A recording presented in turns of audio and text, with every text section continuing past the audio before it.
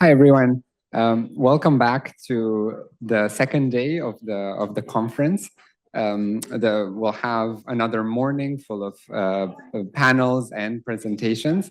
And I just wanted to take these opening remarks to say one thing I observed from yesterday. The one thing that stood out to me was how we've brought together a group from very different parts of the world, people coming from 3 continents, at least, policymakers, researchers from different disciplines, and organizations like ICCT. And I think this feels difficult. It's not always easy to have these dialogues and to come together. And I think it's really, really important to share tools and knowledge from all of these corners to solve issues related to urban mobility. And I think just one more time I really appreciate we really appreciate people coming from so far. And as we saw in Guglielmo's talk yesterday, when climates are very different, that adds to the distance and how costly it is. So thank you. And with that, I'll hand it over to Aaron and the entire next panel.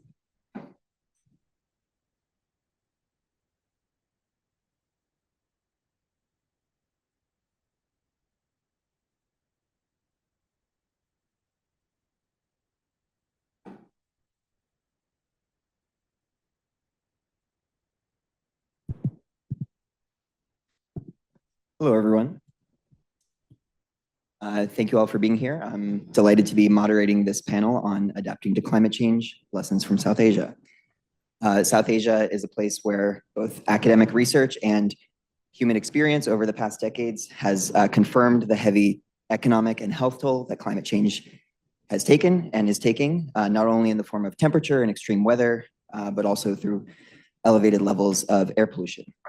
Our panel today consists of both academic and policy experts on these issues, and I'm delighted to be introducing them. So I'm joined by Clare Balboni, Assistant Professor of Economics at the London School of Economics and Political Science, Jeanne Sorin, a postdoctoral fellow at the University of Chicago, and we're joined on Zoom virtually by Omar Masud, the Chief Executive Officer of the Urban Unit in Pakistan. So without further ado, I'll turn it over to our panelists, and Clare will be starting.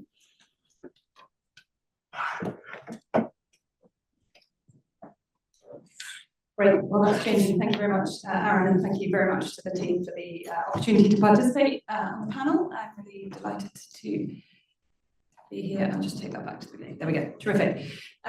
So we saw, of course, yesterday in the presentations we've seen so far, many examples of the importance of the fact that cities worldwide are exposed to acute and to changing environmental risks. We saw many, and just put up a couple here. So about a third of the world's population currently living in cities at risk of natural disasters. About 90% of the urban population estimated to be breathing air that doesn't meet guidelines set by the World Health Organization. And the focus of the panel today is going to be in cities in South Asia, urbanizing very rapidly, often in low-lying and vulnerable regions, and really by many metrics on the front line of many of these environmental challenges. And our aim in the discussion is going to be to discuss recent work that thinks about how urban development and environmental damages interact. In this context, we've seen many examples of the fact that recent advances in data derived from satellites, from cell phones, from administrative data, from surveys, has permitted tremendous recent progress in thinking about many facets of this.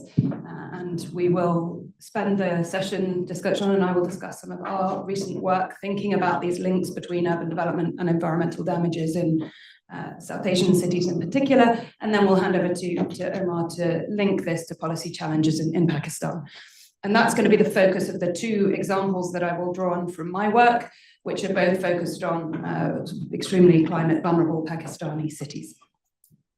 So the first of these, this is joint work with Johannes Berman Mazar Wasim, is motivated by the observation that, of course, how costly these changing climate shocks will be and what the appropriate policy responses to that might be is going to depend very importantly on how private agents and other actors within the economy adapt, respond to those changes.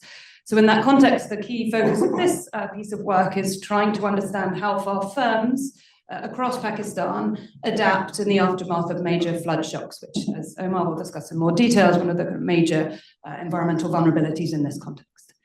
So to do this, we're going to draw on a series of georeferenced data sets. We have data on firm-to-firm transactions, sales transactions, on GPS trackers from vehicles, so we can look at goods traded on the road network, on flood risk models, on satellite-derived data on flood exposure. And what this is going to reveal is that in this context, firms across Pakistan are undertaking a series of adjustments, and in particular, adjustments that are adaptive in the sense of reducing their future vulnerability to flood shocks when hit by flooding. So we'll see firms relocating their own premises towards less vulnerable locations. We'll see them diversifying their supply network, perhaps most interestingly, changing the composition of their suppliers. So sourcing from firms that are less at risk or from firms that are reached by less flood-prone routes.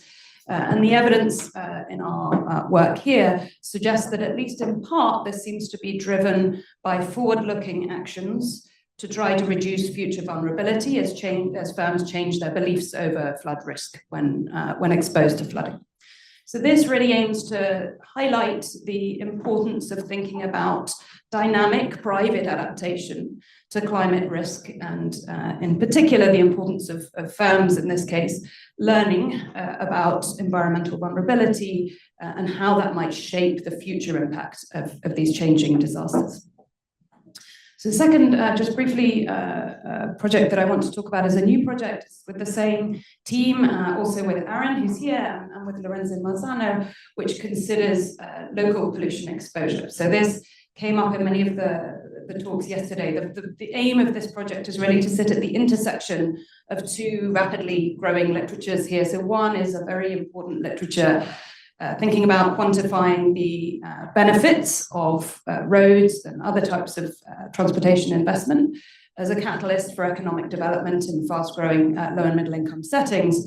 And the second is a literature that continues to show increasing evidence of the damages associated with particulate pollution, including from vehicle transport. And so with that in mind, the paper is trying to understand if we are to account for these costs associated with changes in the location of pollution, how might our assessment of these spatial policy investments change? So we'll do this. We're going to combine a spatial equilibrium model of the location of economic activity. So I build my road, that changes market access, that changes the location of goods traffic, of commuting traffic, changes the location of where firms are producing and emitting. And the aim is to combine that then with an atmospheric model of pollution dispersion that allows us to say, when we build the road and it has these changes on the distribution of economic activity, how then does that change ambient pollution exposures across the city? And in summary, I've got 5 minutes in total, so everything's very much a summary, but we're going to find that accounting for pollution really does materially alter our assessment of both the aggregate gains from these investments, but in particular the distributional implications. So here, the middle panel is showing you our estimated welfare impacts of the Lahore Ring Road, which is a major road infrastructure investment in this context. We see, as we would expect to see from an economic model of the general equilibrium welfare implications of building a road like that, strong gains right near the road route. Okay, these are the areas that are increasing their market access with the building of this road.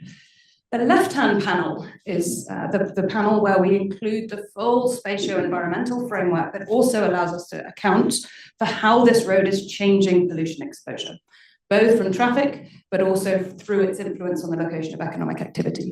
We still see the signal of the road. You'd expect to see that. The road is still having these market access gains nearby, but we see a very different pattern of gains. In the aggregate, this is going to change our assessment of the overall aggregate welfare implications, and we'll see that there are some regions that are being made worse off, particularly those regions that see more muted market access gains, but that are downwind of big changes in pollution. Very, very briefly, this raises, so the sort of overall finding here is that once we account for pollution, our assessment of the gains from this major road infrastructure project would be attenuated, would be lower. And we ask then, are there some roads within the city where those damages associated with pollution changes might be sufficiently strong that actually they could entirely compensate for the market access gains, i.e. on net, you'd have a negative impact of building the road. We don't see that very often. You'd hope that you wouldn't see that very often, but in about 3 or 4% of the road edges that we consider, we see that it is possible that the pollution impacts are sufficiently damaging that that's the case. So the sort of key takeaway here is really the importance of thinking about and understanding the externality impacts as well as the economic and market integration gains when we're evaluating or thinking about the optimal placement of spatial policy investments like these. So I'll hand over to Jeanne, who's going to move on to land markets and regulation topics. Thanks a lot, Claire. Okay. Thank you. So thanks a lot for the introduction. I'm also going to be talking about flooding and pollution over 3 different angles. And here I'm going to be drawing from 2 ongoing projects that I have, one in Kampala and one in Delhi. And of course, I'm not pretending here that Kampala is in South Asia. I'm merely taking some freedom with the spatial definition of the panel. So thank you. Thanks a lot for the slides. So we know that flooding disrupts urban mobility. There's a lot of work on that. There's some work by Clare. There's a lot of work by the World Bank. What you can see on the panel on the left is inverse relationship basically between the quality of transportation infrastructure and the number of flood-related disruptions that firms report through a cross-sectional panel. This is work by the World Bank. Importantly, improving transportation infrastructure can really improve flooding resilience of roads. So on a survey that we conducted in Kampala, we asked residents on the side of the roads to rate flood resiliency of these roads before roads get upgraded. So that's the distribution in pink, and after the road gets upgraded. And you really see that relatively small improvements in roads can really improve the flood resiliency. So what do these improvements mean? Well, that means paving roads and widening them to add drainage on the side of this road so that whenever it rains, the water doesn't, destroys the pavement or goes into the dwellings that are nearby. And so you could really improve flood resiliency by changing the infrastructure. Now, if the impact on the infrastructure can be so large, why don't we do more of this? And what I'm going to argue here, and what I find in this work in Kampala, is that land is a key bottleneck to having resilient transportation infrastructure. Why is that? Well, many South Asian cities, as well as African cities, had population growth preceding infrastructure. We just look at some very summary statistics for Boston, Kampala, and Gazipur, but you can have very analogous pictures in a lot of South Asian cities where population tends to be higher in these low and middle income country cities, but road pavement, as one measure of infrastructure, is much lower. And when governments want to widen roads, add infrastructure, they need to get that land from somewhere, and that's where the problems begin, because you have a lot of population that is already on this land.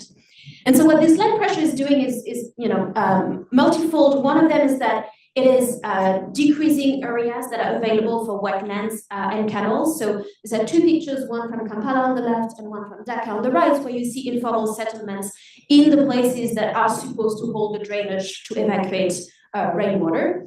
And because poor land institution and regulations, together with increased land pressure, are decreasing areas available for this infrastructure. Relatedly, when governments try to reclaim this land, either for canals, for wetlands, or for widening roads and putting drainage on the side, they face an issue that this land is in general privately owned, or they need to compensate the people who were on this land previously. And this is an extremely expensive enterprise. And you're talking about governments, city governments that are very budget constrained. And so then there are two ways to go. Either they have to pay people, which is often the regulation, but then they can't do it because they literally don't have the money, or they do not compensate people, in which case that leads to substantial distributional consequences and value transfers that we need to think more about. So of course, this research was in Uganda, but the issue of land acquisition is going to be a bottleneck also in Asia, and there's quite a bit of work thinking of land institutions in China and in India specifically that are potentially going to make this problem even greater. So now I'm gonna, in my last 30 seconds of 60 seconds, I'm gonna totally change gear, and I'm gonna be asking, if we can't really do much on the infrastructure, can we do something with the regulation? And I'm going to be thinking about that in the context of Delhi. So we have an ongoing project where we look at the PUC system or inspection and maintenance. So what is that? If you have a car in Delhi, you need to get it inspected every 6 months to make sure it's not emitting beyond what it should do. This type of systems, which we talked about on the panel already yesterday, so I'll be pretty brief, but critically relies on local enforcement. So you need your local PUC operators to actually do the test in a proper way. And what we find by randomizing supervision of this test is that there's significant evasion that is consistent with misaligned incentives. So we find that when you have someone who's overseeing this test, the fail rate is 2 to 3 times the official fail rate, which means that, you know, if you don't have supervision, you have a significant number of vehicles that get undetected. And so that has consequences for how do we think of designing these regulations, taking into account the fact that this needs to be incentive compatible. And on this, I will give it to Omar, who's going to tell us about how we actually do that.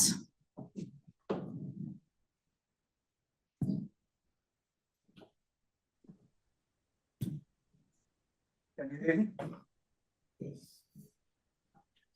And can you hear me? Yes. Yeah. Okay. I need to share my slides again. If privileges can be extended to me.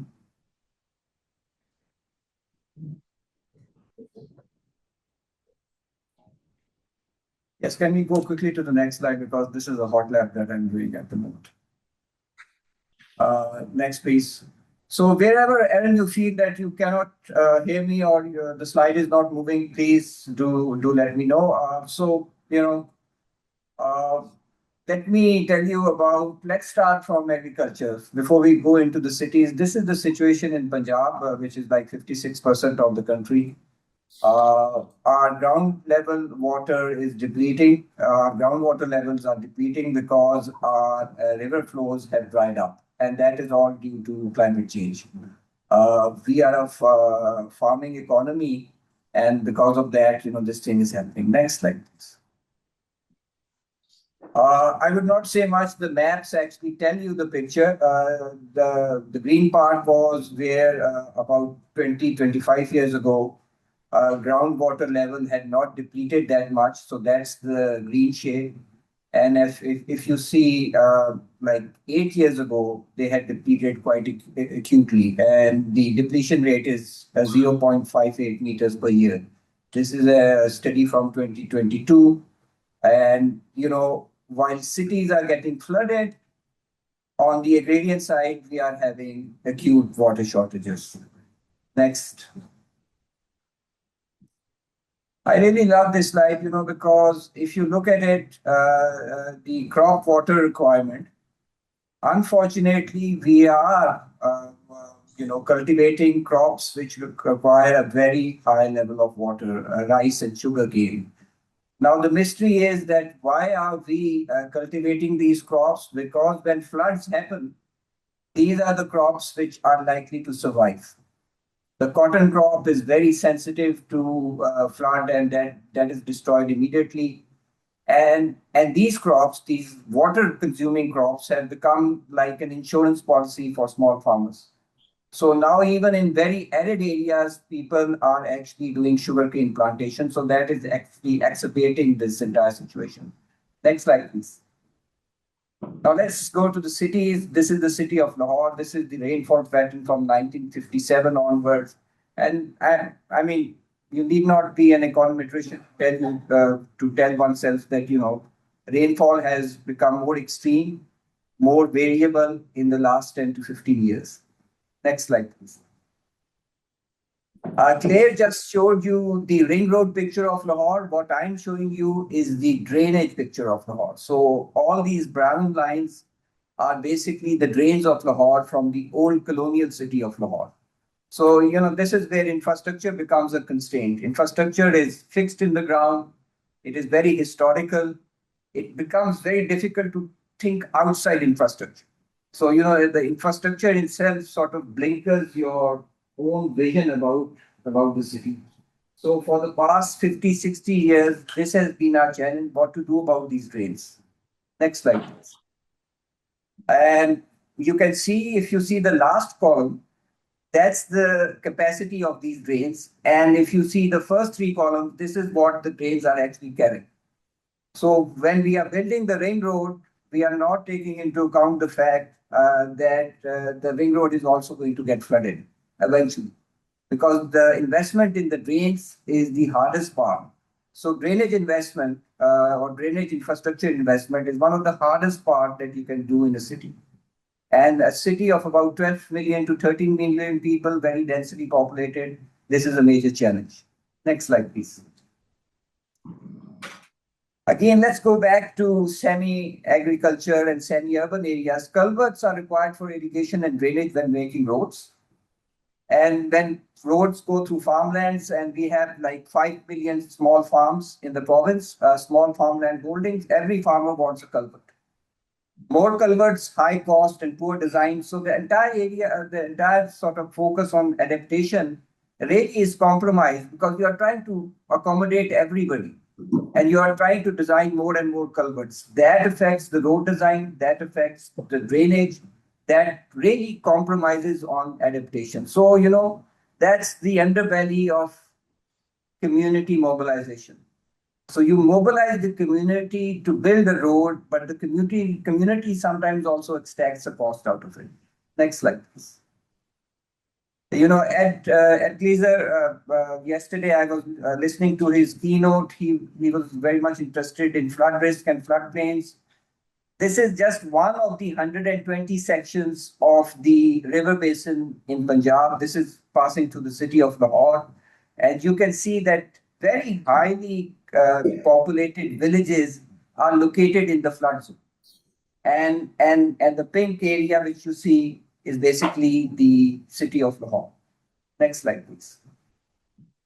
Mobility. Now, if you, this is the latest data on mobility that I have. This is from 2025. Every cloud has a silver lining. So motorcycles are 70% of Lahore's traffic. Motor vehicles are 22%, rickshaws 3%, fast and delivery vans just 3%, trucks and tractors is about 2%. So if you are talking about decarbonizing and changing to e-bikes or something like that, that's your biggest challenge, the motorbike population. And there the issue of affordability really comes into play. There is an issue of range anxiety also because of charging station, but more so it is the issue of affordability, the capital cost and the operational cost. Next slide, please. I really love this slide, and this is what Jeanne was just, actually pointing out. Why is the orange train running 30 feet above the city? It's because of land constraints. We could have made this orange train at grade, but the land acquisition cost would have been enormous. But when you make it too high, it just remains above the city. So we have really got an orange line metro system, which we have invested a lot in it, but it's just too high. It's just too tall. And, that is the reason that sometimes it's not that successful. And our biggest challenge is really the last mile connectivity to these systems. That's the hardest part, which is to be done by local governments. And that's where the state capacity actually comes into play. Next, please. Again, I came to know about it last year as a policymaker, as a civil servant. Existing building architecture in the country, and now I'm talking about Pakistan, really requires a very high cooling load in the hot months of summer. So that is like 30,000 megawatts. But when winters come, this requirement falls down to 12,000 megawatt. So if you are actually designing your power system for peak capacity or peak demand, what you really do is that you have to have that level of capacity. And when it is not being used, you are really carrying an excess capacity, which is a charge. That charge is reflected in electricity bills. The electricity bills go high, they increase, people switch to solar. And when they switch to solar, the capacity problems even becomes more acute. And what the government has recently done, it has reversed the incentives for off-grid solar power. So, it is either save the grid or save the renewables. And the choice this time around has been, we go ahead and save the grid. So, it is really interesting when we talk about adaptation and how this dynamic plays out, in reality when you have existing infrastructure, the inefficient infrastructure, you cannot simply wish it away. This is basically an inefficiency built in the power infrastructure system. But this is what we have to cope with. Next slide, please. These are the last 3 of my slides. And, if you are in policy making, you have to actually deal with a lot of laws and regulations. And these laws and regulations are legacy. Some have been made recently, but some are more than a century old. I mean, the Canal and Drainage Act that has been recently revised in 2023, but till 2023, it was the 1873 Canal and Drainage Act, which was 140 years old. And you can see water flooding was an issue, but climate change was not an issue in the 19th century India at that time. The Water and Power Development Act, which was like the Tennessee Valley Authority for Pakistan, that was 1958. Water storage for agriculture was a massive concern at that time. Climate change and adaptation was not, but the act still stands. And then you have the Indus River System Authority Act, which manages the water flows in your rivers and the flood basins and everything. And again, you can see there is no sort of a provision for climate change or climate adaptation or even talking about climate change as a potential risk. So as time goes by, national policy becomes much more aware of these, these issues and these concerns, and they are sort of integrated into our legal system. But our legal system has not sort of done away with our old legacy of laws and rules and regulations. So there is always a tension and a friction when you are actually trying to do any type of adaptation or adaptation projects. This is the national level. Let's look at the local level once again. Next slide, please. This is the provincial and the local governments. And because these laws have evolved more recently, you can see that they are trying to sort of take into account climate change as a potential risk, talking about climate change adaptation, and even giving some sort of targets or KPIs for that.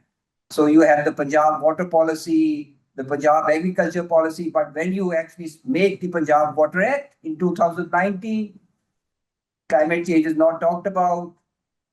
You have water flooding and climate change adaptation, but then you actually miss out on specific targets of that.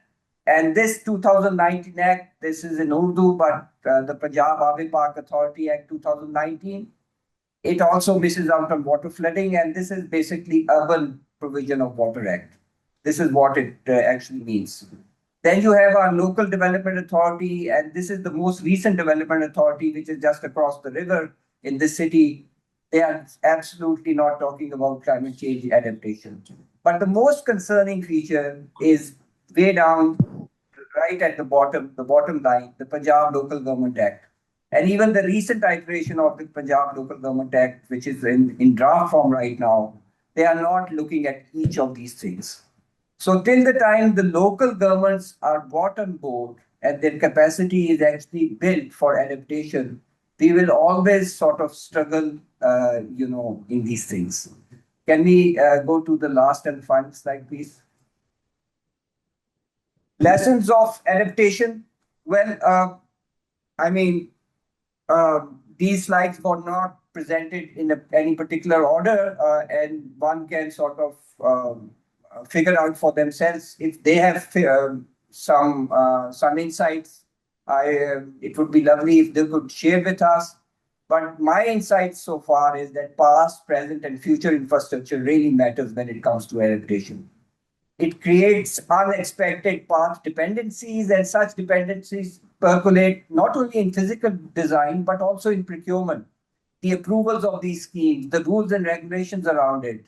And while we talk about data, and that data has really become, there is now a lot more data available, and digital data is becoming increasingly available.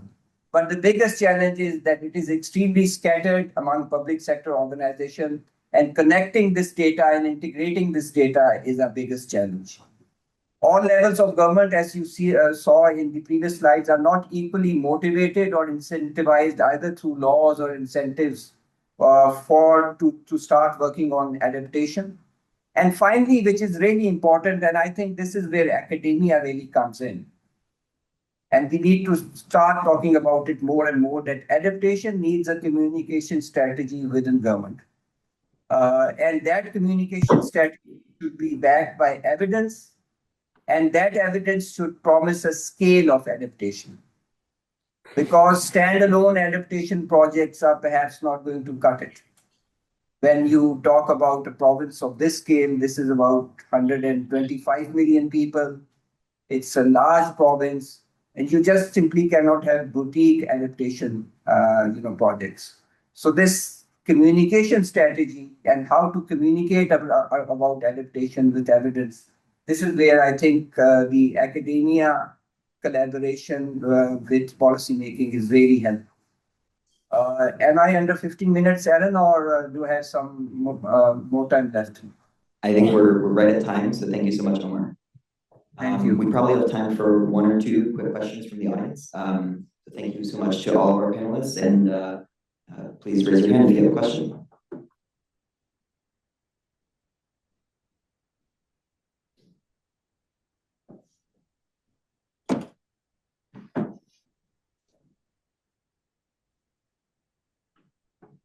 So I'll start with a question. Oh, you go ahead.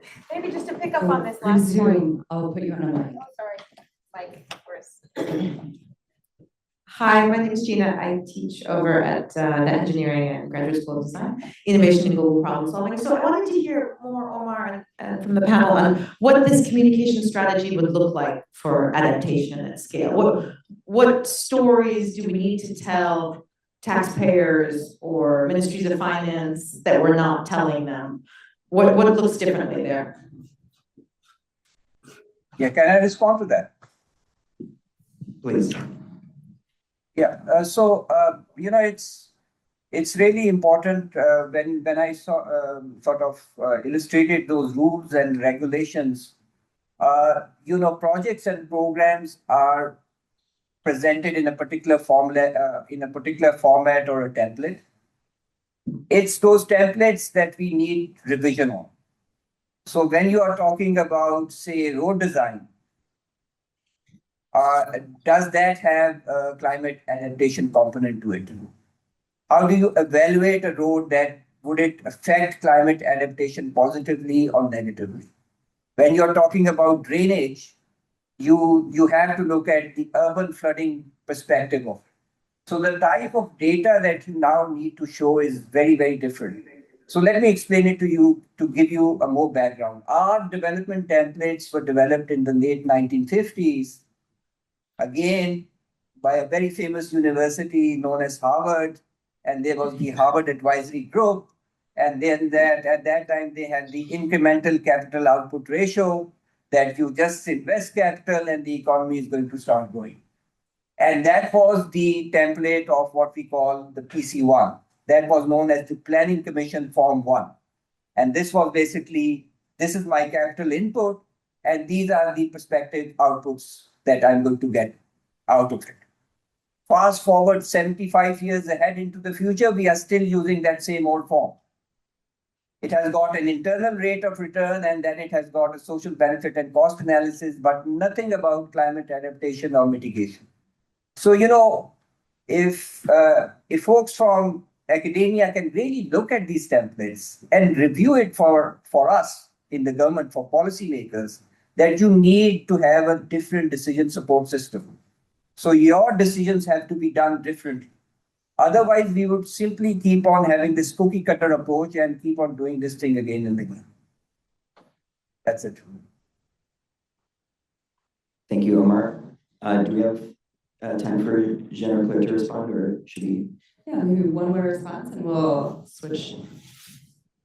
No, I mean, I just add that I think this is the kind of political economy looms extremely large here, and the dynamics of the different types of environmental challenge that we've discussed are going to be a really important aspect of this. I think in the Pakistani context in particular, many of the concerns about some of the political economy challenges with adaptation, given the long run projected impacts and so on, are perhaps there is an opportunity given recent very large scale proximate damage flood events, and certainly in the case of particulates where the evidence base is growing extremely rapidly on kind of contemporary damages, to try and work out, and this is where interactions with Omar's and others I think is really important.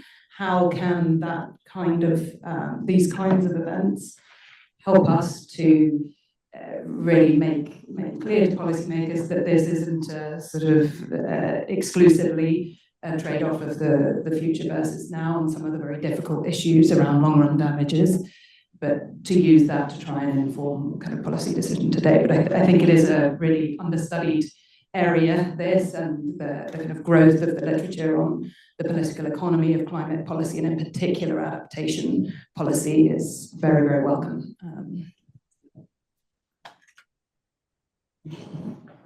We're all aware we're at time, so trying to be brief. All right. I think we're at time, so thank you so much to our three panelists, and thank you all for your engagement. Thank you.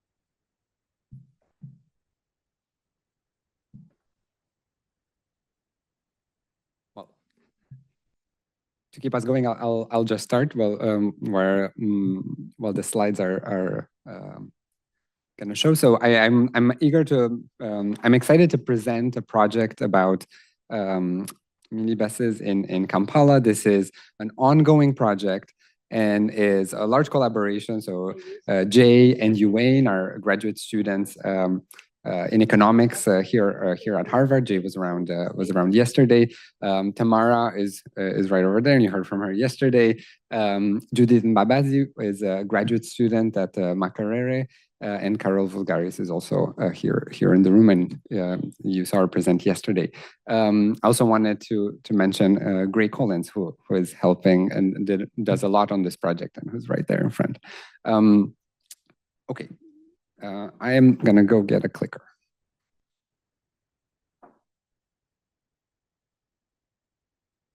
Our project is about privately provided transit. And going back to a lot of what you've heard yesterday, this is really important for hundreds of millions of commuters every day in low-income country.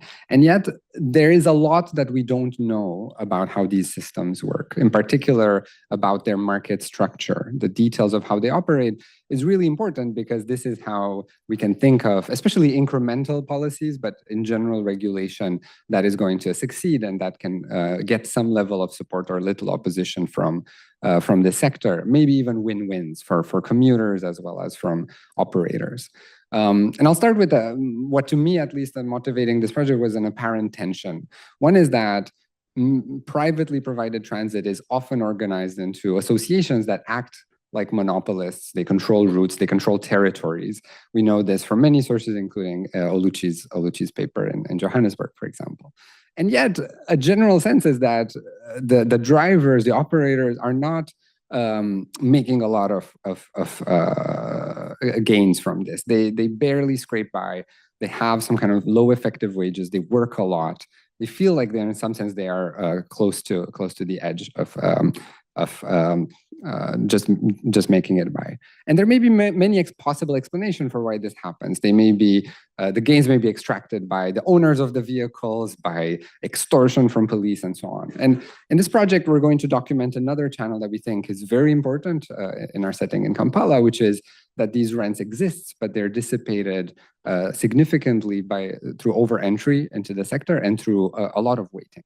So I'll go through this in detail. I'll first tell you a lot about the sector, the key points about the sector of minibus transport in Kampala, share with you several stylized facts, put them all together into a very simple thought model for anticipation, and then discuss one intervention that we just finished running, an experiment that is intended to alleviate this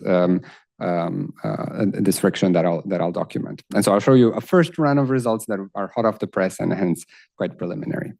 So as context, and you've heard, I'm repeating some of what Tamara mentioned yesterday. Minibuses in Kampala have 14 seats. They almost always leave only when they're full. Sometimes they leave when they're empty and they go somewhere else to pick passengers, but this is their usual behavior.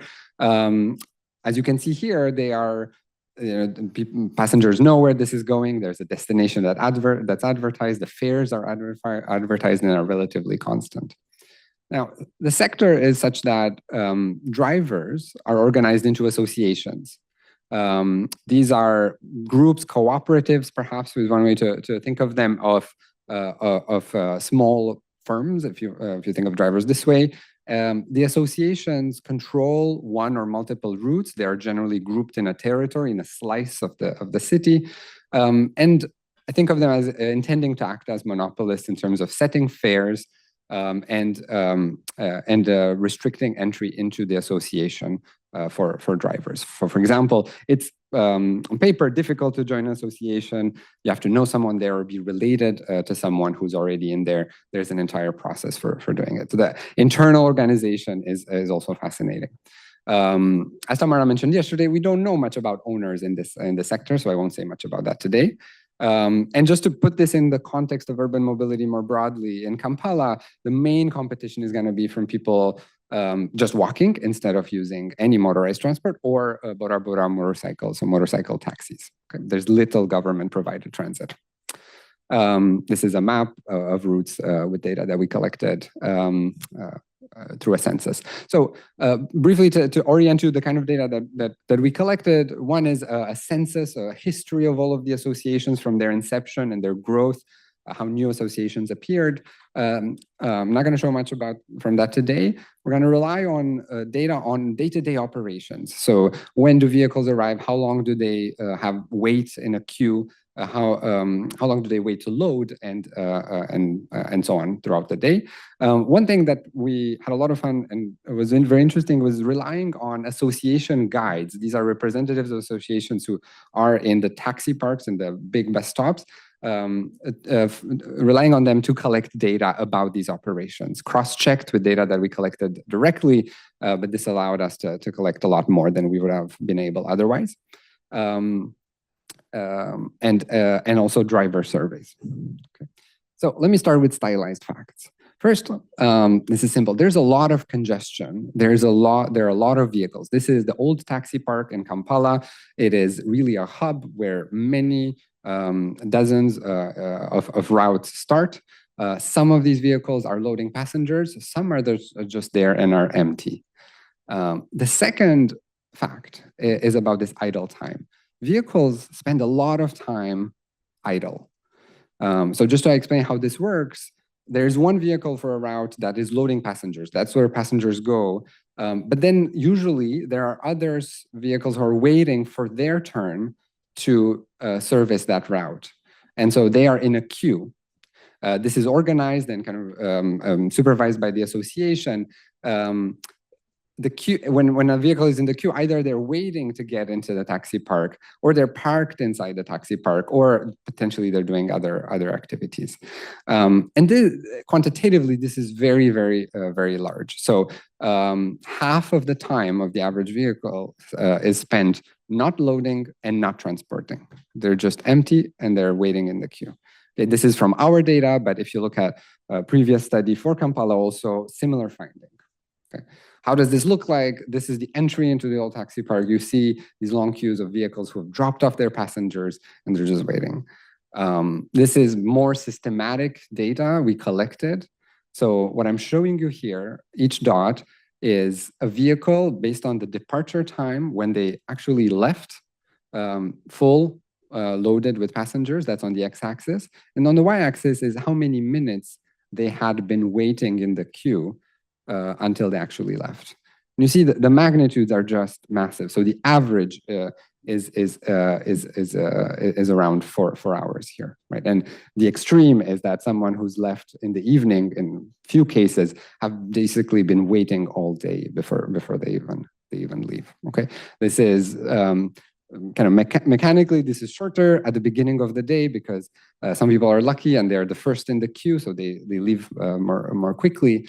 And our data stops at 6 p.m. And the evening is a little busier, but we can project that it continues to be a long time in queues. There is variation over different taxi parks, different locations in the city, but the overall scale is just huge. Okay, this is a common sight. You walk around, someone is just sleeping, they're resting. And the third fact is that, just to reiterate with data, the fact that these are local monopolies. So the fares are set high, and they provide a markup, a profit. So when a driver makes a trip, the fare revenue that they collect minus the fuel costs, the fees they pay the association, fees they pay to other folks, they still have around a 30% markup. Okay. Now, part of this third fact is also that the higher the profit, there is variation across associations in this markup. Now, associations that have trips with higher markups, they have longer queues, right? So this is data that we collected earlier on.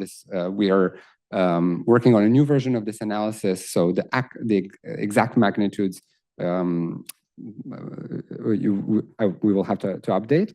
But whenever we look at longer queue types, these are correlated with profits that are higher. Okay. So what is going on here?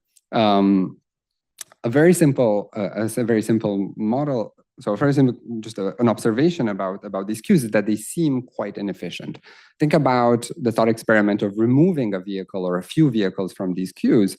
That would leave commuters, just as well off. There's almost always, essentially always, a vehicle that's loading. So it wouldn't impact wait times or travel times. It might even benefit everyone because there might be less congestion in the taxi parks. Moreover, the drivers of these vehicles, they work extremely long hours. And so they spend many hours of the day waiting and around half of the time also driving. Having fewer of them, having shorter queues might be beneficial that way. All those resources that right now are idle could be used for different purposes. They could offer more frequency, or they could serve different routes. Okay, but it might be rational for drivers to do what they're doing right now. It's a very simple model. It is worth the profit earned from a single trip to wait in the queue, even if it's 3 hours or more. Okay, so this is the model we have in mind, one of dissipation. The association as a whole is collecting monetary rents, but those are getting dissipated through a lot of waiting time, leaving drivers at the end of the day almost indifferent relative to some outside option that they have. This is somewhat surprising because associations could restrict drivers from entering. And indeed, this is what they intend to do with all the barriers they have to entry. But the evidence I've shown you so far, it's at least suggestive that they are not able to do it, that entry into the association is somehow porous in the medium or long term. And that's how we get this correlation between rents, between profits, markups, and longer queues. Now, just to acknowledge, maybe we're getting this wrong. So maybe it's not inefficient in the sense that maybe this idle time is useful to drivers in some other way. This is something we are looking at more, and that we will have evidence with future exercises that we do estimating outside options for drivers if they are doing side gigs or building social capital within the association during this time, maybe we're misinterpreting what's happening when they're not driving. Okay. Now, to put this a little bit in context, waiting for business happens beyond the transportation sector, beyond this minibus sector. It happens in retail, in repair services, in other types of activities and the labor stands. And so what we're showing here is that this can arise endogenously when there are artificially high prices because of market power. This can induce, together with free entry, it can induce this kind of waiting. I'm going to skip literature, just saying that this is a very classic idea, 50 or 60 years old, that nonetheless has not, I guess, not been studied, I think, extensively, especially in low and middle income countries settings.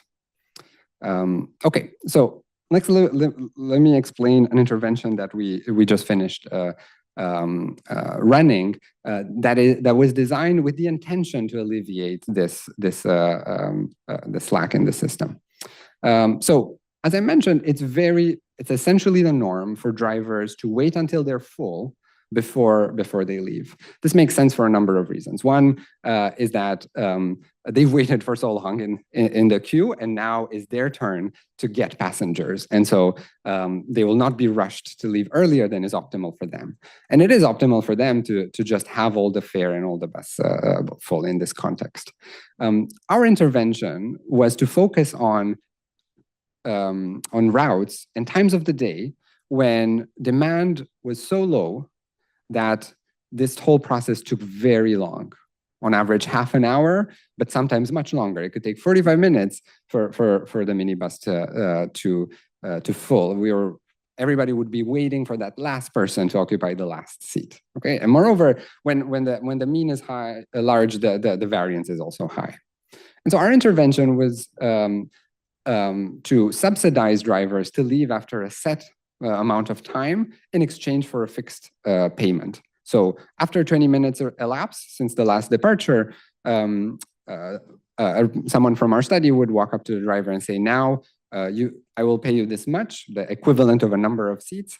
And if you take it up, you have to leave now, even if you have empty seats. Okay, so this could be a win for the driver if they already have a lot of seats full. Sometimes they would refuse. We rolled this out over 47 association branches. A branch is an instance of an association starting in a certain taxi park, and this was over the fall of the last year. And we focused on a few key outcomes, the ones that I'm going to show you preliminary analysis. One is just take up. Do drivers actually leave when they get this incentive to leave earlier than they would have otherwise? Second, the impact on ridership. So the idea there is that these more frequent and more regular departures may bring more passengers from Bora Boras.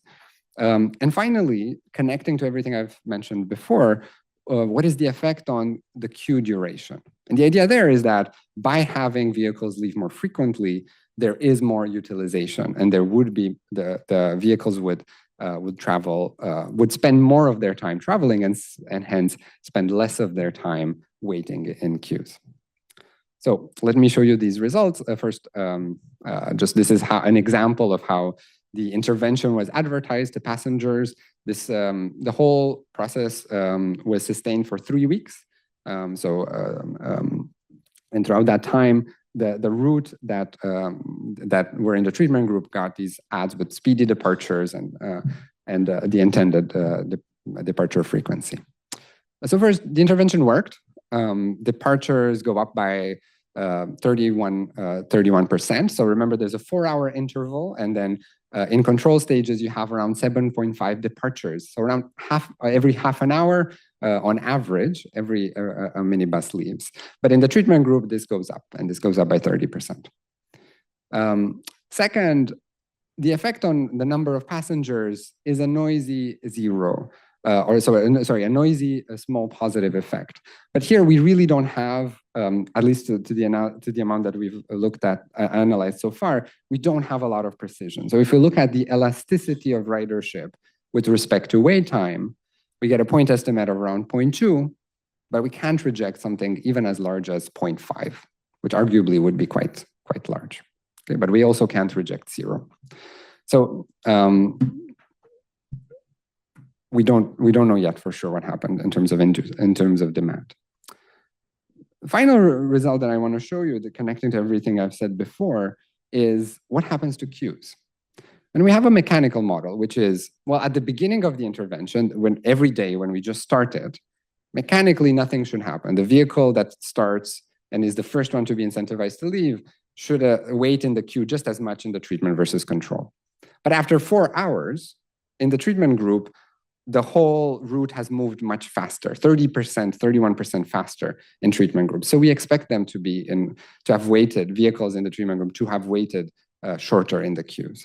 So this is what happens under this mechanical model, and under dissipation, actually there should be no effect because the profit from making a trip is the same. And so somehow new vehicles should have just materialized and joined the queue in addition in the treatment group versus the control. And so here are the results. In the control group, you find, again, just to remind, to belabor the point of how long drivers wait in the queue in this study, over 200 minutes in the control group. The mechanical effect would be a very large reduction. This is in the last hour of the intervention, in the 4th hour. And when we look at the empirical results, we can actually reject this mechanical effect.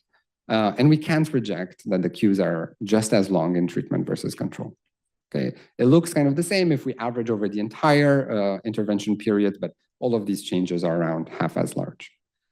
And to see it in a different way, how the mechanical model says queues should really shrink over time relative to control because vehicles are departing faster and faster, but we really don't see that in the red line in the actual treatments. So this is consistent with kind of an experimental version of dissipation. I've showed you the just cross-sectional correlation, which is consistent with dissipation, with too much entry when profits are high, and this is essentially the experimental version.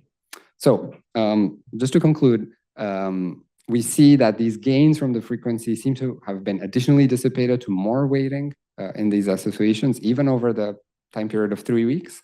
And so monopoly pricing can lead to inefficiencies that can be quite severe. So there's too much waiting for business. On a technical note, we don't think about generally monopoly pricing as having these types of this type of inefficiencies rather than a harbinger inefficiency. And as I've shown here, as the results suggest, this may be difficult to change. It may be quite challenging to change. It might be quite fundamental to how these associations operate. If it's possible to break this link, this could hold quite big promise for policy, right? It might reduce congestion. It might increase productivity in the sector. So some of the things we're working on right now are additional interventions for launching new routes. This builds on Tamara's previous work. This would also be a way to use vehicles for more productive uses. Estimating what are the outside options for drivers, how much do they need to be paid to not show up on a given day, and also a direct, more kind of surgical intervention to reduce the profits from making a particular trip. Thank you.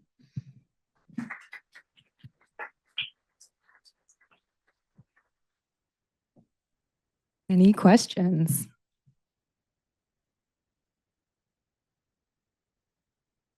Thank you. Congratulations. It's kind of very interesting to see kind of this interventions in this type of network systems. Very quick clarification question. Your result for the number of passengers, does it include only passengers that were in the vehicle when they departed, or does it also include passengers that might have been picked up along the route? This is a good question. So these results only include the ones that leave from there. Yeah. We have data. So we audited the intervention. So we had these mystery passengers that were loading, boarding the minibuses to make sure that the treatment group minibuses don't stop immediately outside of the taxi park and kind of, wait for more passengers and hence but weight so much that it kind of defeats the purpose of leaving frequently. And so in that data, those mystery passengers also collect data on just additional passengers getting on along the way. It's not integrated here, and if that is an effect, that might increase what you're seeing here. Thank you very much for your informative research. My question is about the payment method. I'm sure it's mostly cash, but who they pay? Do they pay to the agent or directly to the driver? And what if he picks any passenger on the way? What is the payment method in that way? Thank you. Thank you very much. And of course, this relates to Megan's contribution from yesterday to talking about how money moves in this industry. So you're right that in Kampala nowadays, almost everything is in cash. For safety and convenience and a number of reasons, we pay drivers by mobile money, and we kind of strongly encourage them to accept it this way. And by and large, they did. So a study, this was, let's say, the implementation here is not necessarily something that could be scaled up. There was a study representative that would be around the loading bay, and when the time comes, they would approach the driver, give him a receipt, and make the mobile money payment. Yeah. So I'm assuming here that the associations have an idea of the number of drivers or number of taxis that are there under them.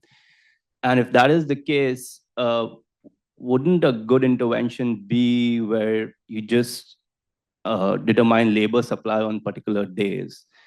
And this kind of happens in like certain taxi unions in certain parts of India, where you wouldn't have to sort of deal with the long queues because certain people won't turn up on particular days. Absolutely, that's a great point. So associations know, they have rosters, they have varied but sophisticated ways of determining the order on a particular day, and they obviously know who their memberships are. Exactly, so that kind of quantity restrictions, if you want, or quotas, is one possible policy. We don't really see it in practice. We've discussed it qualitatively with associations, and I guess there's some opposition, some of it coming from kind of liquidity constraints, like drivers need to pay every day their owner. And so even though the total income would be the same over, say, something a week when they would rotate in and out, there is the challenge of having some days when they have no cash. But I guess the two interventions that we're thinking of, one is a price version, which is just tax each trip and redistribute those funds lump sum to everybody in the association. That would be a price instrument. And the one you've mentioned is kind of more like a quantity instrument, like intervene direct, or even you can imagine a cap and trade. Yeah.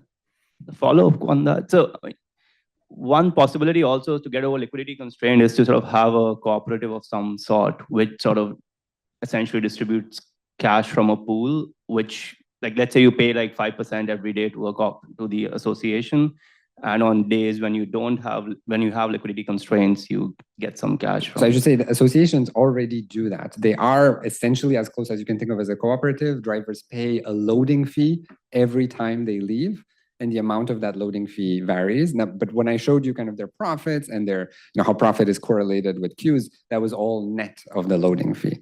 But that's encouraging. It seems that there is already an instrument that could act as a tax on trip profits. Thank you. Oh, Cici. Should we do more questions over the break? Right. Well, thanks to our presenters for this block. We have a break set up outside with some coffee and snacks. There's a little table on the side of folks' registered dietary restrictions. We'll come back to this room at 10:35. Thank you. All right. Thanks, everyone. Hope you had a great break. Just a couple of housekeeping announcements before we move on to our next panel, which will be very exciting. A lot of folks sitting in the back, a lot of chairs empty up front with the tables. If anybody wants to come join, feel free to do that. And then this session will go straight through to closing remarks, and then a nice long networking lunch. On your way out, if you want to keep your name tag as a souvenir, feel free. If you'd like to recycle it, just drop it back at the reception table. Turn it over to Gabriel.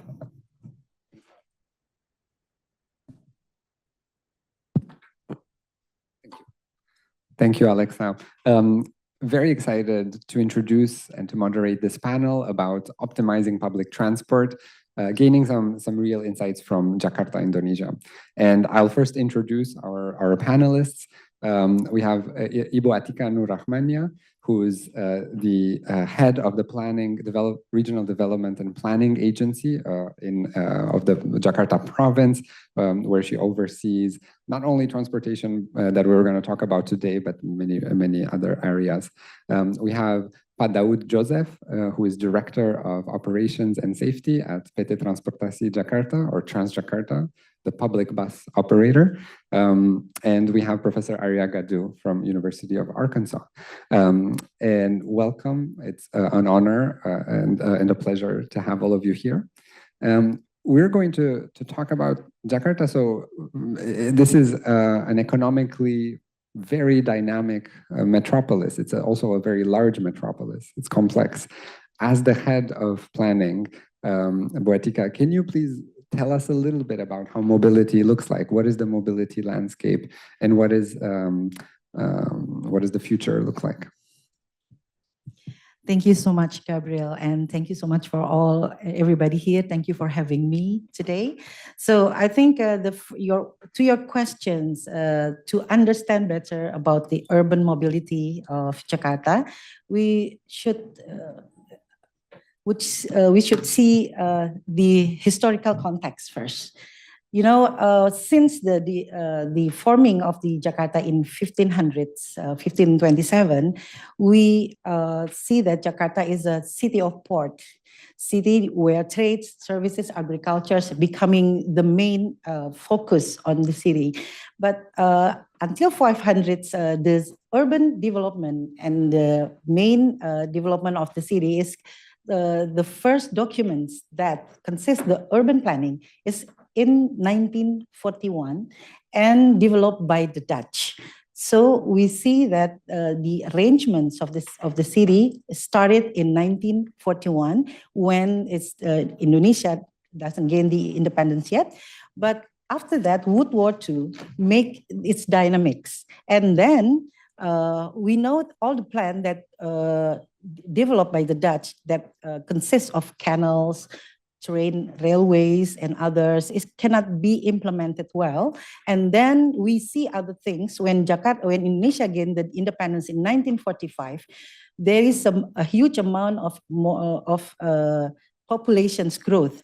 So the 1941's urban developments, designing the Jakarta only for 1,600 peoples.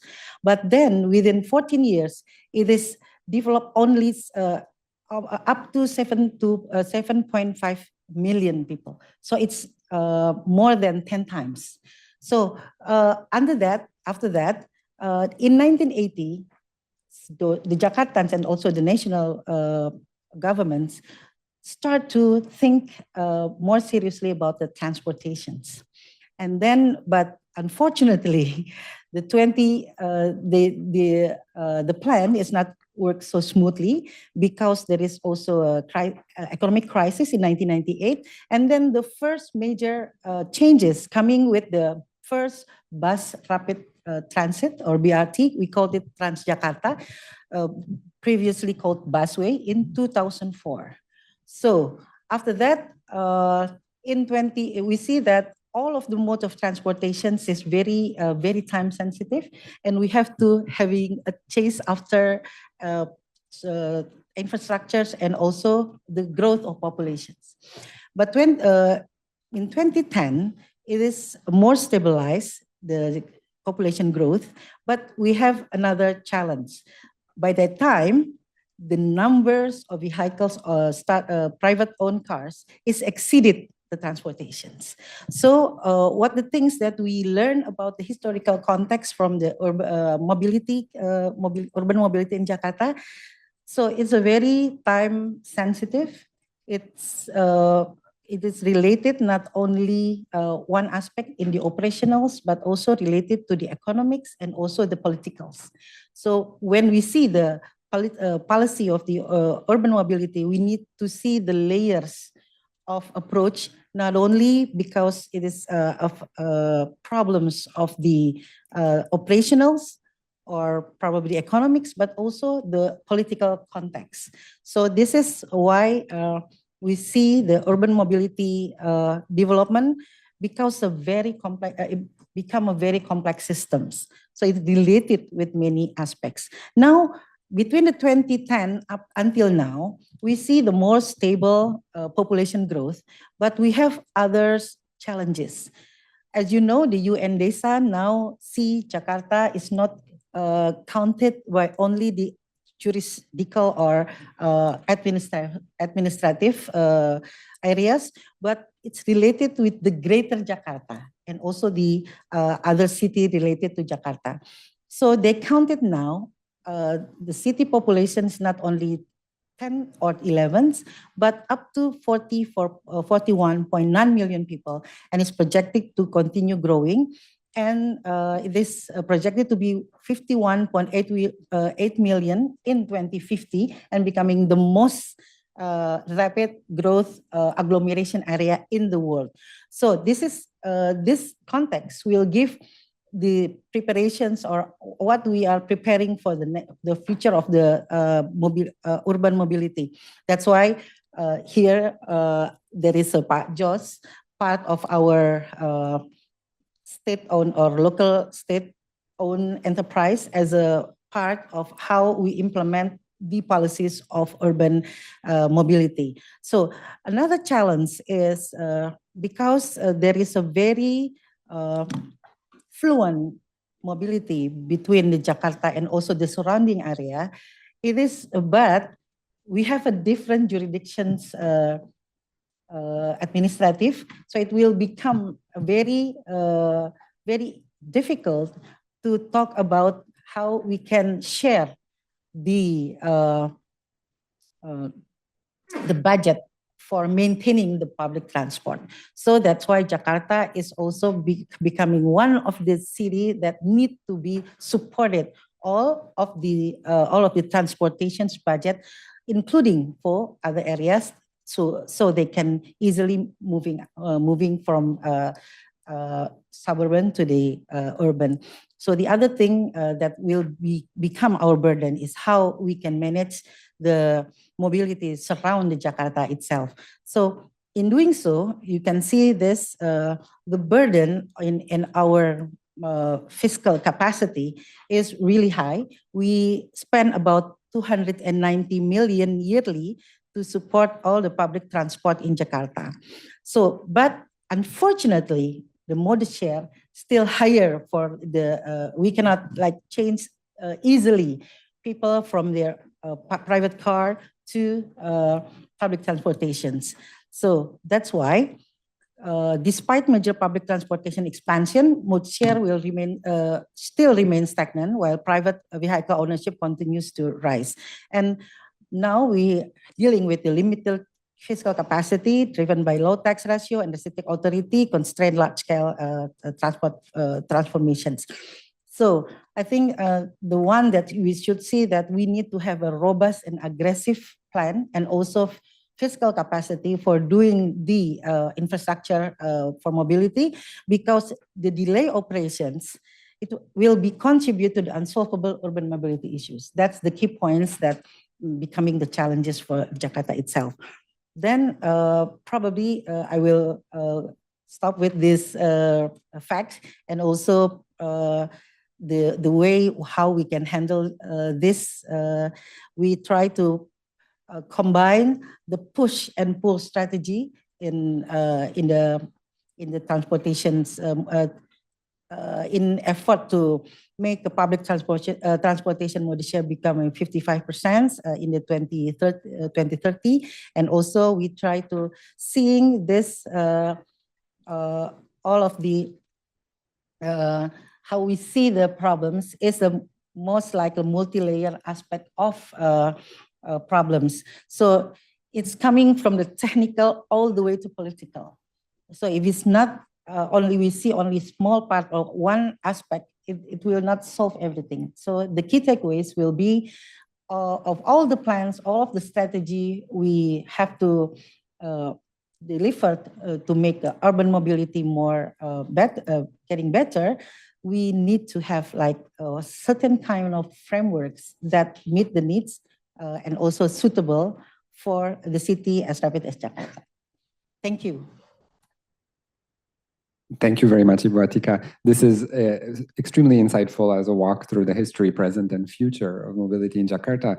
I should say one of the most striking graphs I may have ever seen is, I've seen it in Professor Arya's work about this rise of motorcycle use, the shift towards motorcycles between 2000 and 2010. And so this competition with transit is really fierce. And the other aspect you mentioned of how different jurisdictions need to collaborate is very important.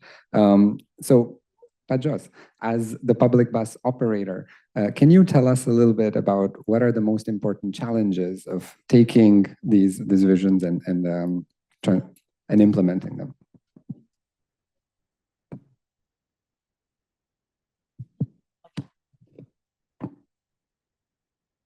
Yeah, so just like what is explained by Bu Atika, well, we have the first problem of carrying out the task is, if you see in the picture in front, this blue area is Jakarta City, which accounts for the 7 million inhabitants. And the total is 42 million, meaning that Jakarta citizen is only 16% of the total that we should serve. So this is one problem because Transjakarta was assigned to give service to this 7 million, and we have covered 92% of the area with the routes operated by Transjakarta. We operate 233 routes with 5,100 buses, and we serve 1.5 million passengers a day.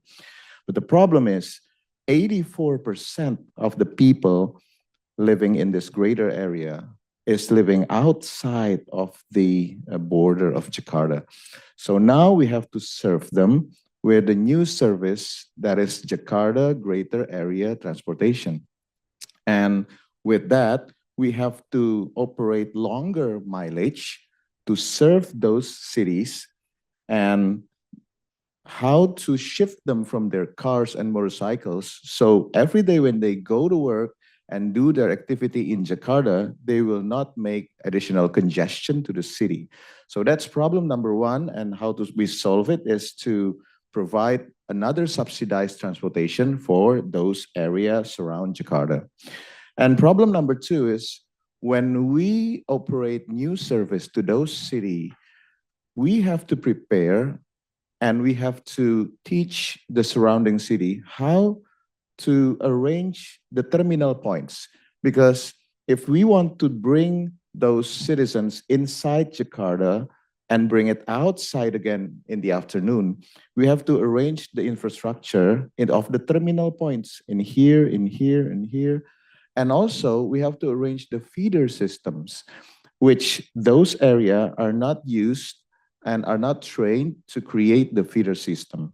And so that's the second problem, how we're going to make the system successful. And number three, just like what has been explained by Bu Atika, is we need to provide service to more people, but the budget is so limited. So we have to think of something that we can use to operate, but with smaller cost per kilometers. So we are quite blessed with the progress of the technology of the electric mobility or electric bus. So starting 4 years ago, 2022, we started using and operating our first 30 electric bus. And until now, this is the 4th year, and we have find the conclusion that the TCO, total cost operation of EV, is cheaper compared to the TCO of ICE bus. And we have find that the investment cost during this 4 years is not getting higher because the price of electric bus is actually getting more cheaper and cheaper. because the price of the battery is getting lower and lower. And now the investment cost of the electric bus is 20% lower than it was 4 years ago. And the interest rate now is lower compared to 4 years ago because now the banks, even the conventional banks, are now beginning to trust the operation of the EV bus because the bus is reliable actually. And we have seen even the government giving trust to the operation of EV, and they're giving tax holiday for the purchase of electricity costs.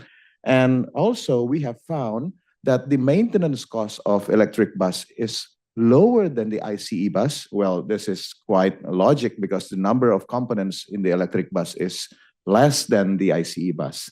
Also, the fleet utilization is higher than the first EV that we have. By the way, we already operate 500 units of electric bus in Jakarta right now.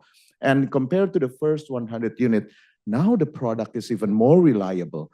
For the ICE bus, we used to have breakdown rate of 10%, meaning the availability rate is 90%.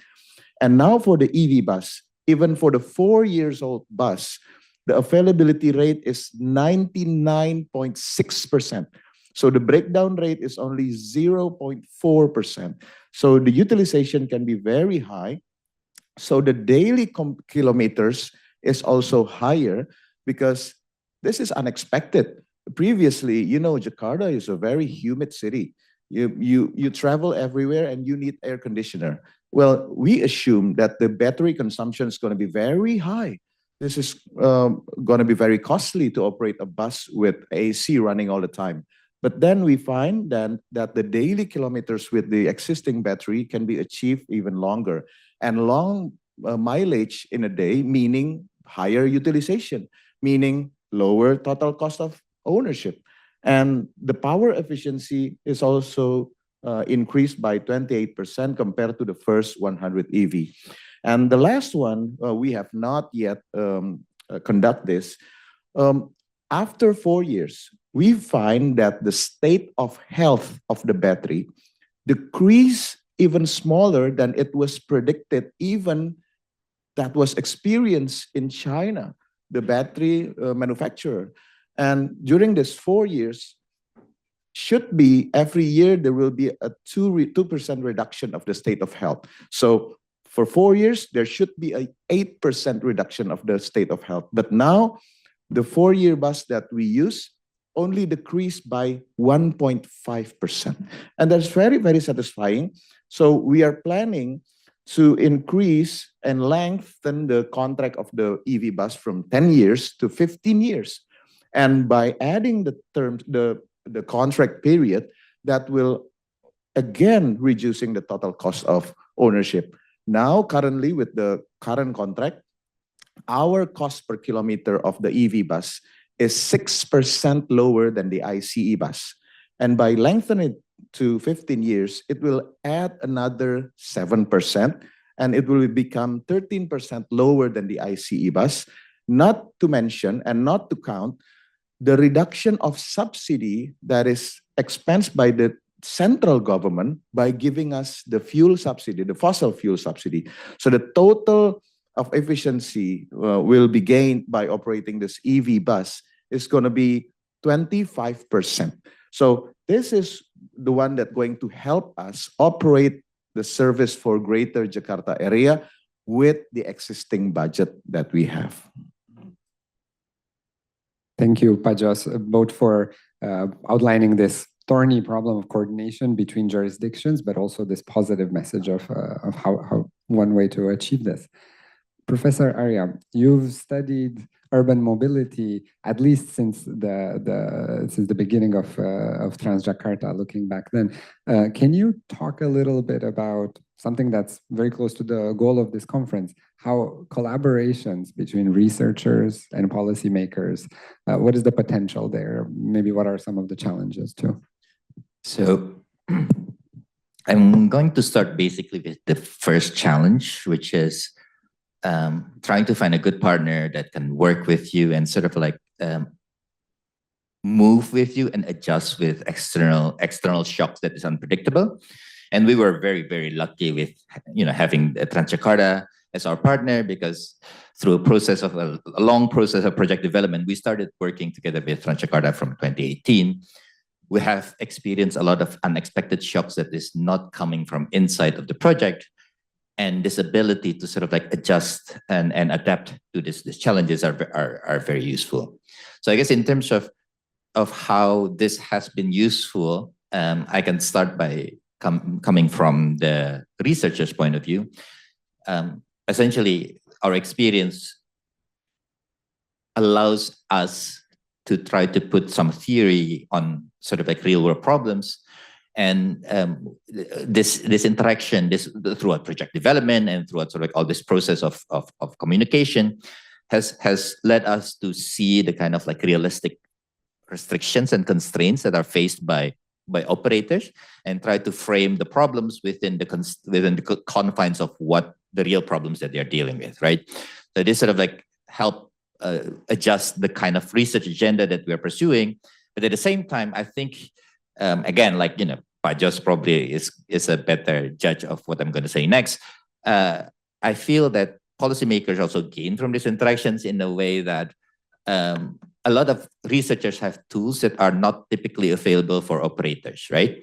And in sort of a collaborating this way, we allow for some of these more academic tools to be used for policymaking. And one example would be one of the papers that we were working on was on sort of like using data from Jakarta to look to predict kind of ridership, and as the problem of Greater Jakarta and sort of inside Jakarta, as you expand the problem, trying to analyze what would happen if we change sort of like routes outside of Jakarta towards the Greater Jakarta. Some of models could be used to try to understand the counterfactual of some of these policies. I guess to close this, one of the challenges that we have essentially often comes from the outside of the project. We had COVID. We had sort of like recently all this shock to the oil prices. I think one of the lessons that you learn is that if you have a trustworthy partner that is developed through a long process of project development, typically being able to respond and adapt very fluidly helps a lot, make sure that the research project remains good, while at the same time we are accommodating for some of the real world constraints. Thank you so much. And I want to squeeze in one more question before we turn to the audience, which is, Botica, you've mentioned, and Pajos also, this the real constraints from the finite nature of budgets. So I want to ask something about subsidies for transit, subsidies for fares, for example. So economic theory, my lens on it is that there are multiple reasons to subsidize transit. One, it's increasing returns. So the marginal cost of providing service is lower than the average. It may reduce externalities, something that we've been discussing yesterday and even this morning. It may shift people from motorcycles and other modes to transit. But there's a finite budget. So how do you thread this needle? How do you think about it?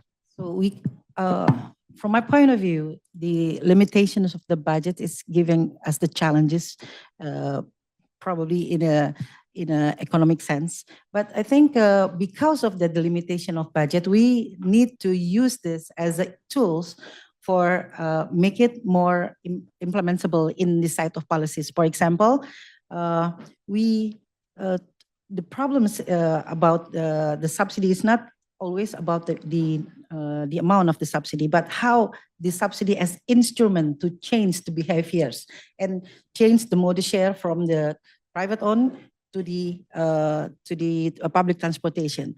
So I think how we see the policies of the subsidy itself should be related to the political aspect, how the leadership can push the policies about the subsidy for implementing the changing behaviors. The second, how we can make sure that subsidy allowing us to give some innovations just like Pa just using the case, how we can use better use the amount of subsidy to challenge the use of the technology of EV instead of the ICE.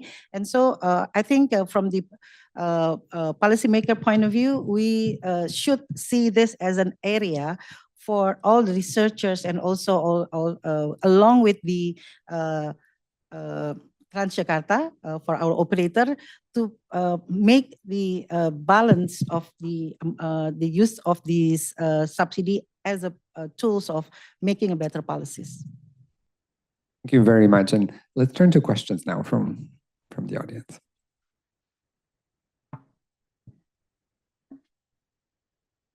Hi, thank you so much. This is Shotaro, a PhD student. I was just curious, what's the interaction between trains, mass rapid transit in Indonesia, and buses? Like, are you going to substitute more towards buses, or how are you going to do with the trains?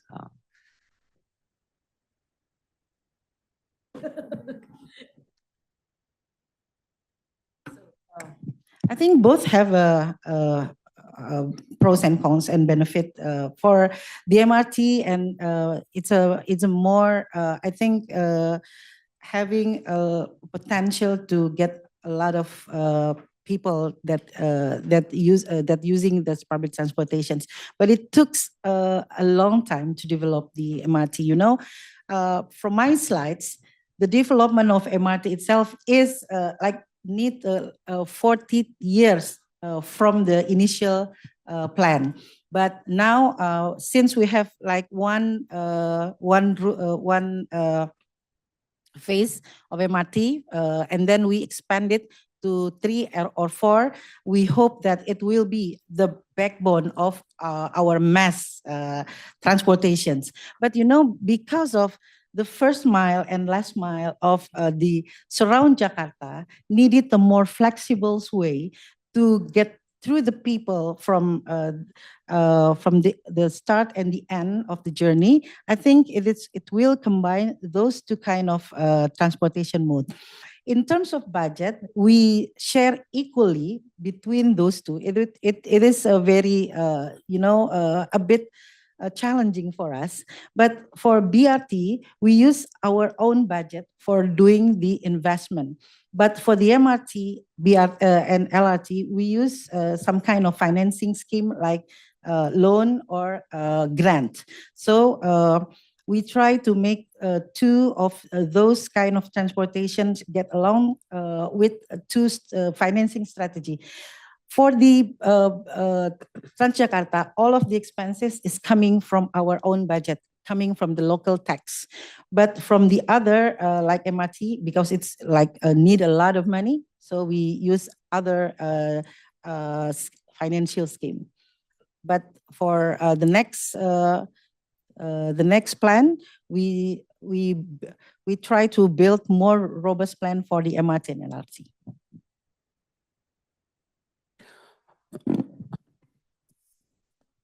Can I ask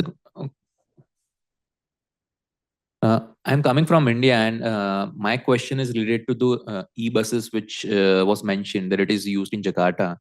So from the Indian experience, a lot of buses are being procured for at the state level, national level, and the local level. And the experience which we had is that normally in 7 or 8 years, the battery needs to be replaced for enhancing the life of the buses. So what you mentioned that you are considering from 10 years to 15 years expanding the life. So are you considering this cost of battery changing also? And were you using the initially battery exchange model or high-speed charging? Because the way you mentioned that from 2% to 1.5% reduction happened. So what is the model, and are you considering this battery changing also?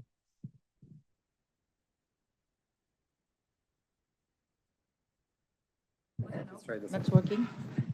Try that one. Okay. Okay, so number one, with the data that we get during these 4 years, we expect that after 10 years, the reduction is, so if 4 years you reduce by 1.5%, I predict that after 10 years, it will only reduce 3 to 4%. So the state of health is like 96%, and that is still enough. Because now for our daily operation, we only use 80% of the total capacity of the battery. That's what we hope. If it doesn't deteriorate worse in the last 6 years. But if it happens, then we still have another 16% reserve if they should be scrapped in the 10th year. What is the scheme if we lengthen the contract up to 15 years? We have discussed with the battery maker. Can you replace the battery by pack, by modules, by cells, and not replace the battery as an assembly? Because by that, then the replacement costs will be lower. And also, you don't have to scrap the battery. And the scrapping process of the battery is very expensive. In Indonesia, we still don't have the recycling battery company. So we have to return it. And that will be very costly for the asset owner. And now the asset owner is responsible of, doing the scrapping of the battery. So that's our plan for the future. And we do hope that with the careful maintenance and the careful operation, that we can maintain the battery until 10 years without having to replace it. I think we have one more quick question. Thanks. I'm Hugh from the City of Cape Town. I'm interested in the privately provided public transport that was in existence in these areas that then your BRT and had to expand into, and how that transition happened. Were they just displaced? Were they incorporated into the system? How did that happen, and what was the sort of political economy around that as well? Okay, so 22 years ago, for exact, we have incorporated with all the big bus. We started with the big bus first because the big bus operators are the one that's averagely is more educated than the medium-sized operator and the small bus. So we take the route license that they have, and now we pay them by mileage, and now the subsidy is around 80% of the total operating cost. And starting with that big bus operators, the medium bus operators and the small is really giving attention on how this cooperation is going on. Are they going to lose the business? Are they making loss? Are they is it going to destroy their operation or not? And after we prove them in the first 12 years of operation, they see that the big bus operators, the private used to be operating without the service level, they're operating very well. They add more buses, they're getting more profit than and really certainty in the business. They're getting loan from banks. Banks are very happy lending them money. And after that, the medium bus private operators and the small bus private operators started to coming to us. Without we're asking to them, they're then, why don't you do the same thing like what you did with the big bus? We are the same operators like them. This is the money from the government. Why are you not giving the same offer to us? So now we are now having a long line behind us of proposals saying that we want to be with you. We want to have the same contract with all of them. So I think the key is how to make a good contract with the available budget and prove them that the business is good and let them see by themselves. Thank you very much. I think we are at time. Really appreciate all these contributions, Bu Atika, Pak Jos, Professor Arya. Thanks.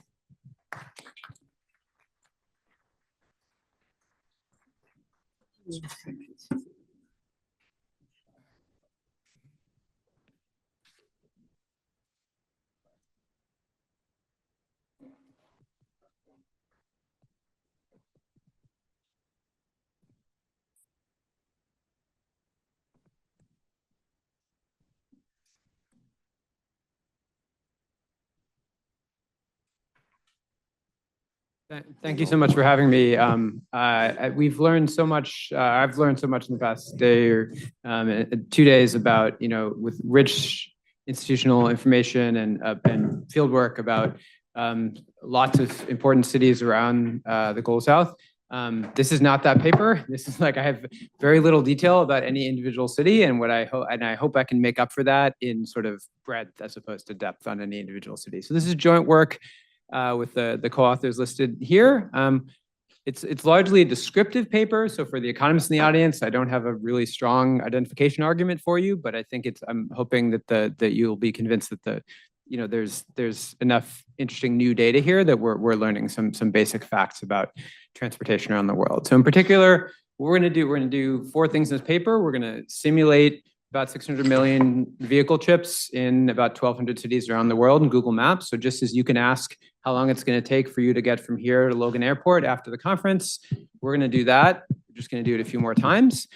We are planning to distribute all these data. So for all these cities, so for any of you working on one of our cities, which is, we'll talk about which those cities are. We'd be, at least eventually, but possibly sooner, we'd be happy to let you use those, and hopefully you'll get a sense of what you can do with them today. We're going to use those individual estimated trip speeds to construct speed indices of travel by city. We're going to think of these like a price index. So just as you, and I'll talk about this in more detail, but we'll think about it as a price index of travel where time is the currency you pay for travel in, right? We're going to show how urban travel speed changes and particularly rises with the national income per capita.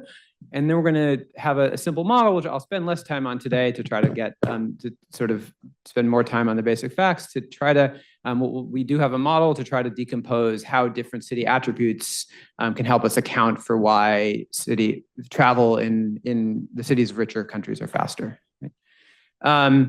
So the sort of the punchlines are one, just that, urban travel is a lot faster in richer countries. So the kind of numbers you could think of is on average in US cities, about twice as fast as in the slowest country in our sample, which is Bangladesh. Most of the variation is across countries, not across cities within countries. So think, again, US versus Bangladesh, not like big city versus small city in the same country, right? And of that cross-country variation, just one variable can explain more than half of it, just GDP per capita, right?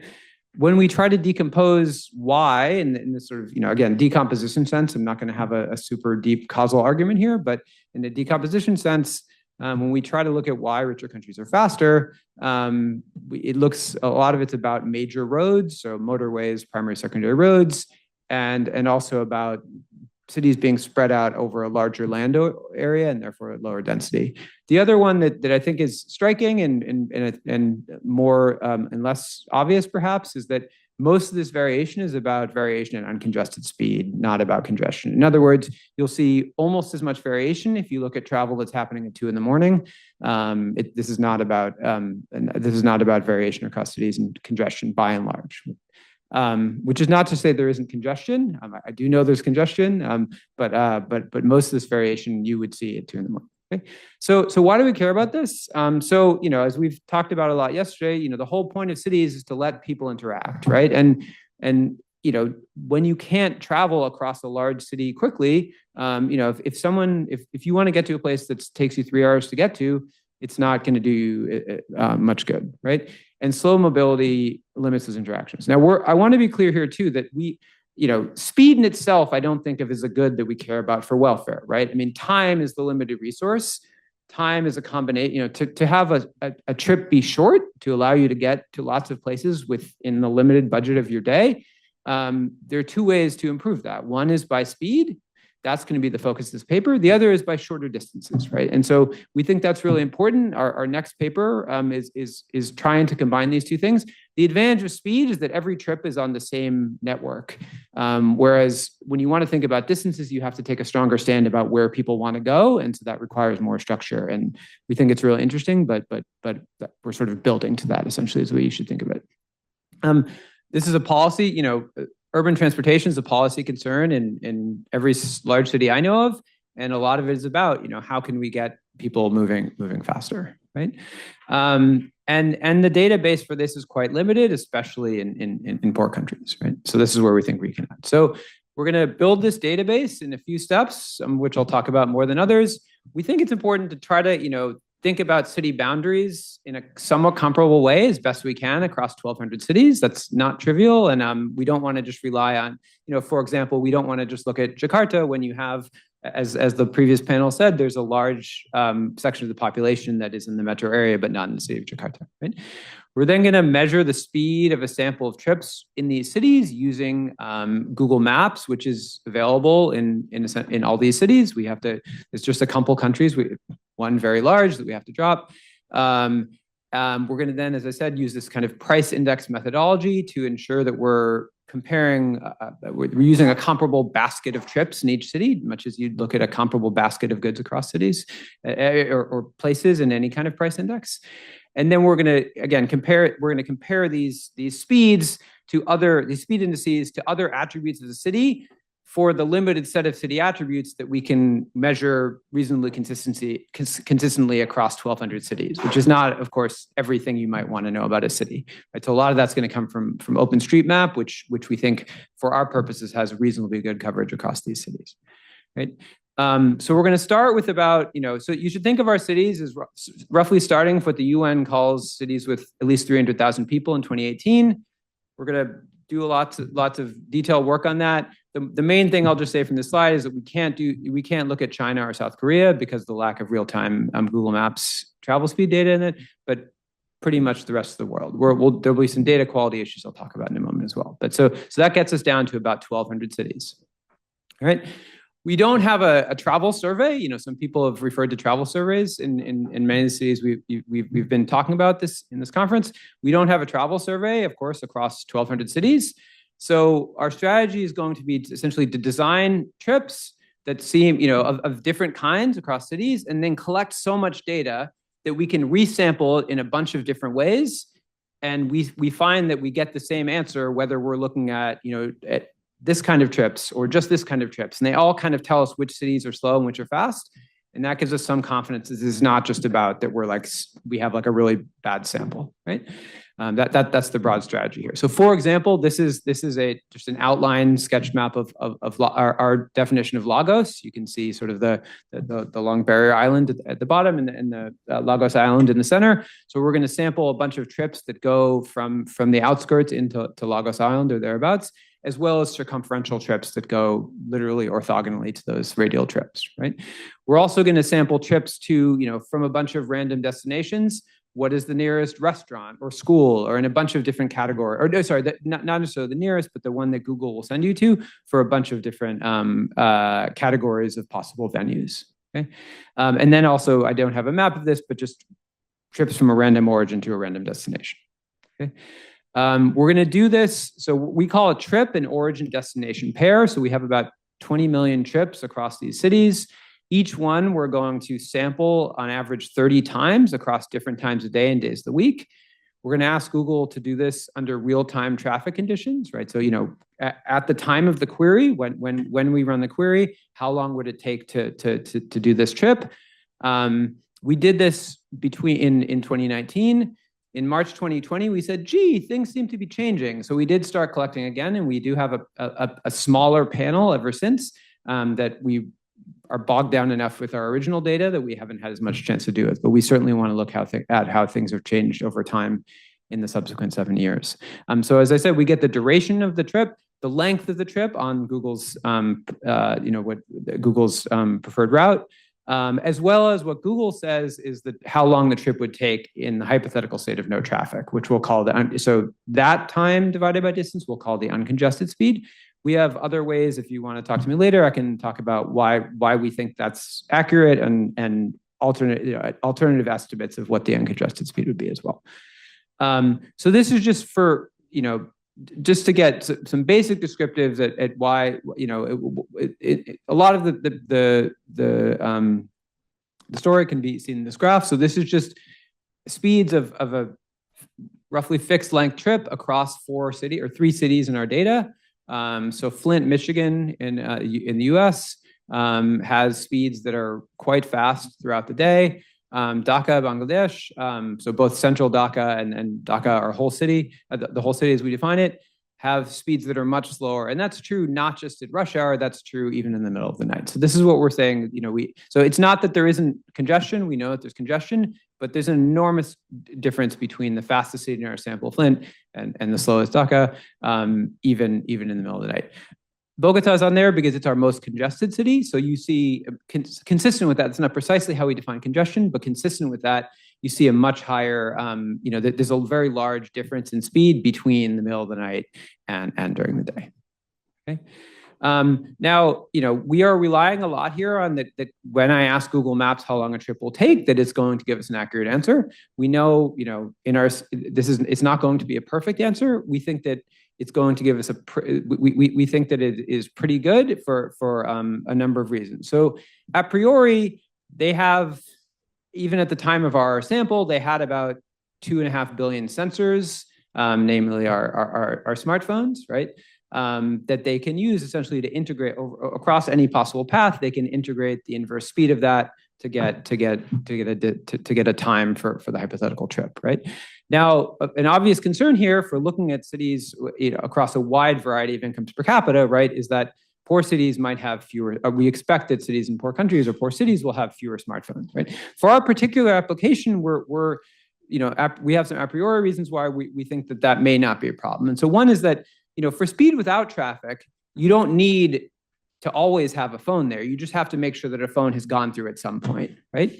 And then for traffic, by the definition of a traffic jam, you have many vehicles. So again, and vehicles speeds are highly correlated within a traffic jam. So you only need one of those many vehicles to have a smartphone, which is a relatively low data requirement, right?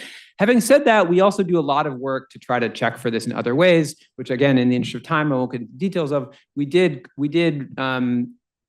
commission about 100,000 trips across cities in India that showed us very similar patterns from real trips, right? That we know were being taken by individuals, those in previous work we did a lot of work with that. We also remove about 100 cities where we think that are the least, where the patterns, the lack of variation in travel times across days and across times suggests that maybe there's just too little data for Google to do this well.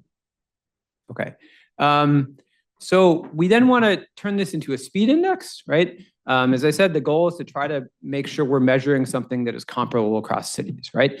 And the problem is that, of course, that what we might think of the determinants of a trip is also that those determinants themselves are going to vary across cities, right? So, for example, how far in large city, in spread out cities, you might expect average trip distance to be larger, or distance to the city center, and we know that the distance of a trip matters. Longer trips are faster because often you can get on bigger roads, for example, right? So what we do is we construct essentially a price index. We want to think of each trip as a good. This is what a consumer is choosing, or a traveler is choosing, is the trip to take, right? They're not choosing like their block by block speed. They're choosing their trip to take, and we think of speed as essentially the inverse price of that trip in units of time, right? There are obviously other costs. So in terms of fuel and maintenance, roughly, we're focused on time. We think, fuel is going to be correlated with time, but we're certainly not trying to measure that separately, right? And then when I say we're trying to measure a comparable basket of trips, you can think, we do this through regression. And the way you can think of that is essentially that we're comparing, by regressing the speed on the distance of the trip, on fixed effects by day of the week, by time of day, that we're comparing trips, a 3-kilometer trip on a Wednesday at 3 p.m., as well as a 10-kilometer trip on Saturday at midnight. And our results are kind of the combination of all those things, right? So formally, that's a regression where we're regressing our speed outcome, of which we have a few I'll talk about in a moment, on trip distance to city center, the type in terms of like circumferential, radial, as I mentioned, or time of day of the week, aspects of the weather, and then a city-specific fixed effect, which becomes our city index of travel. So like a different intercept for every city, and that becomes our speed index. We do this for 3 different outcomes. So one is the log speed. So these are our indices are going to be in logs. You can think of it. You'll want to think about them in proportionally, right? We're going to do that for the real-time speed, as I mentioned. We'll also do that for what, as I said, Google thinks is the uncongested speed, or our own measure of that. And then the log difference between those two, so essentially the log of the ratio between those two speeds, is going to be the congestion index, right? How much longer would it take, or how much faster is the uncongested trip than the real-time trip, the real-time speed? And then from ordinarily, because we're using the exact same right-hand side variables, right? Since those dependent variables add up, the fixed effects will add up as well, right? So our speed index, our overall real-time speed index, is going to be our uncongested speed index minus the congestion index. So, oh wow, okay. So I'll skip a bunch of the end that is probably more detailed. So here's our list of the 20 fastest and 20 slowest cities. The fast cities are all in the U.S. The slower cities are, they tend to be in poor and middle income countries, with some countries that appear more than others. So Bangladesh, India, Nigeria are in there a lot. The way to think of the numbers, as I said, these are logs. So you can think about essentially Flint is almost 3 times as fast as Dhaka. Okay? Our list of, the congestion list is different, right? In part, as we said, we don't think that speed is just congestion, right? So Bogota let me see, Bogota is not actually on the 20 slowest list, but it is the most congested city in the world by our measure, right? And so a lot of the most congested cities tend to be in middle income countries, but it does include New York and London and Paris as well, right? So it's a bit more of a mix. I'll skip this in the interest of time. We then, as I said, we want to look at how this relates to income, as well as the things we think we can measure reasonably consistency across these many different contexts. So we have a measure of population, area within our boundaries, major road length according to OpenStreetMap. So we did some quality checks here. We think that OpenStreetMap does a pretty good job measuring motorways and primary and secondary roads across even small cities in our sample. We know that for smaller residential roads, there's a wide variety of coverage in that. We don't think that that's as important for speeds anyway. So we're not focused on that. We have a measure of gridding, like how gridded your road network is, water bodies, because it's hard to cross water, and how hilly you are essentially, right? To get a sense of grittiness, so like this is the grittiest city in our sample, and the least gritty, like lots of right angles, is essentially a measure of how many right angles you have as a share of intersections, or approximately right angles. So if we just regress our speed index on country income per capita, we get this. If we just regress it on country fixed effects, that explains about 70% of the variation. But if we, instead of country fixed effects, we just use country GDP, that explains 42%, which is where I get that number I told you at the beginning, that about 60% of the variation across countries can be gotten just from GDP per capita. Okay. We have a model to try to think about how each of these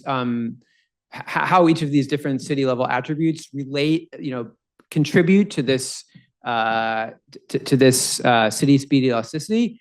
I think in the interest of time, I'll probably just show you the picture that that our decomposition of the impact of GDP on speed is that most of this is about richer countries have more roads, essentially, right? This is, I mean, for those of you who know this sort of an economic technique, this is called this is a decomposition that popularized by Jonah Gelbach, but in terms of results, this is, major roads seems to be what's driving a lot of this difference. Density also matters. So when population, when you control for area, is essentially density, right? And then the fact that these bars are essentially larger for uncongested speed of congestion is again related to this idea that most of this variation is about uncongested speed, not congestion. I skipped through a bunch because I wanted to say I think that's going to be the 1 minute mark coming up. So I'll say I did want to say a little bit about transit as well. We've worked a lot more recently on transit. This is not a great method for thinking about transit because Google Maps, for example, doesn't have any information about formal transit. It also doesn't have real-time transit times for the overwhelming majority of cities. So we still try to do what we can because transit is important. I think I would also just say the other fact I would mention here is that of our 1,100 cities in our main sample, only about 200 have any off-road transit at all, meaning like rail or BRT. So, the buses, when you think about buses, informal or formal in this context, in most of these cities, they're traveling on the same roads, facing the same traffic, dealing with the same potholes. So, they're also dealing with different like boarding technologies, which will matter a lot for transit. But you should think of these results as mattering for transit as well, right? So, for a limited set of cities where we have a few, we think we can say something, the overall transit speed is actually not particularly correlated with the driving index, because we think that's a lot about, waiting. You have to about waiting for transit. If we just limit to the actual speed of the transit vehicle according to the schedule, that starts to look a little bit more correlated with our driving speeds. So I'll just conclude that we've assembled this database of urban transportation across world cities. We show some that urban travel speeds are pretty consistently correlated with certain features of the cities, namely population, area, and roads especially. We can show how much they matter for this relationship between speed and income. A few just thoughts on policy that from the point that congestion is not driving most of the variation. I think the implication here is, again, I'm not saying congestion doesn't matter. I'm not saying the congestion charging or policy is not a good idea. What I am saying is that it's not going to turn a slow city into a fast city, right? As countries get richer, they build faster roads, they do many things, but that seems to be part of what's going on. It's not always infrastructure. In something I sort of had to skip here, like in seeing why Bangladesh is particularly slow relative to other non-OECD countries in our sample, the topography seems, matters there as well. You have a lot of rivers, and so that you can get sort of interesting nuance in this once you start drilling down into the data more. So I'll stop there. Thanks for having me.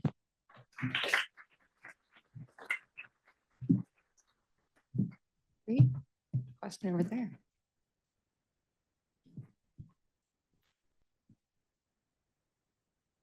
Thank you so much for this really interesting presentation. I have like a couple questions, and I'll say all of them, and you can just choose whether you want to answer all of them. One of my questions was that you identified your sample as being cities with a population of at least 300,000, and also found that there was more variation between countries than there were within countries.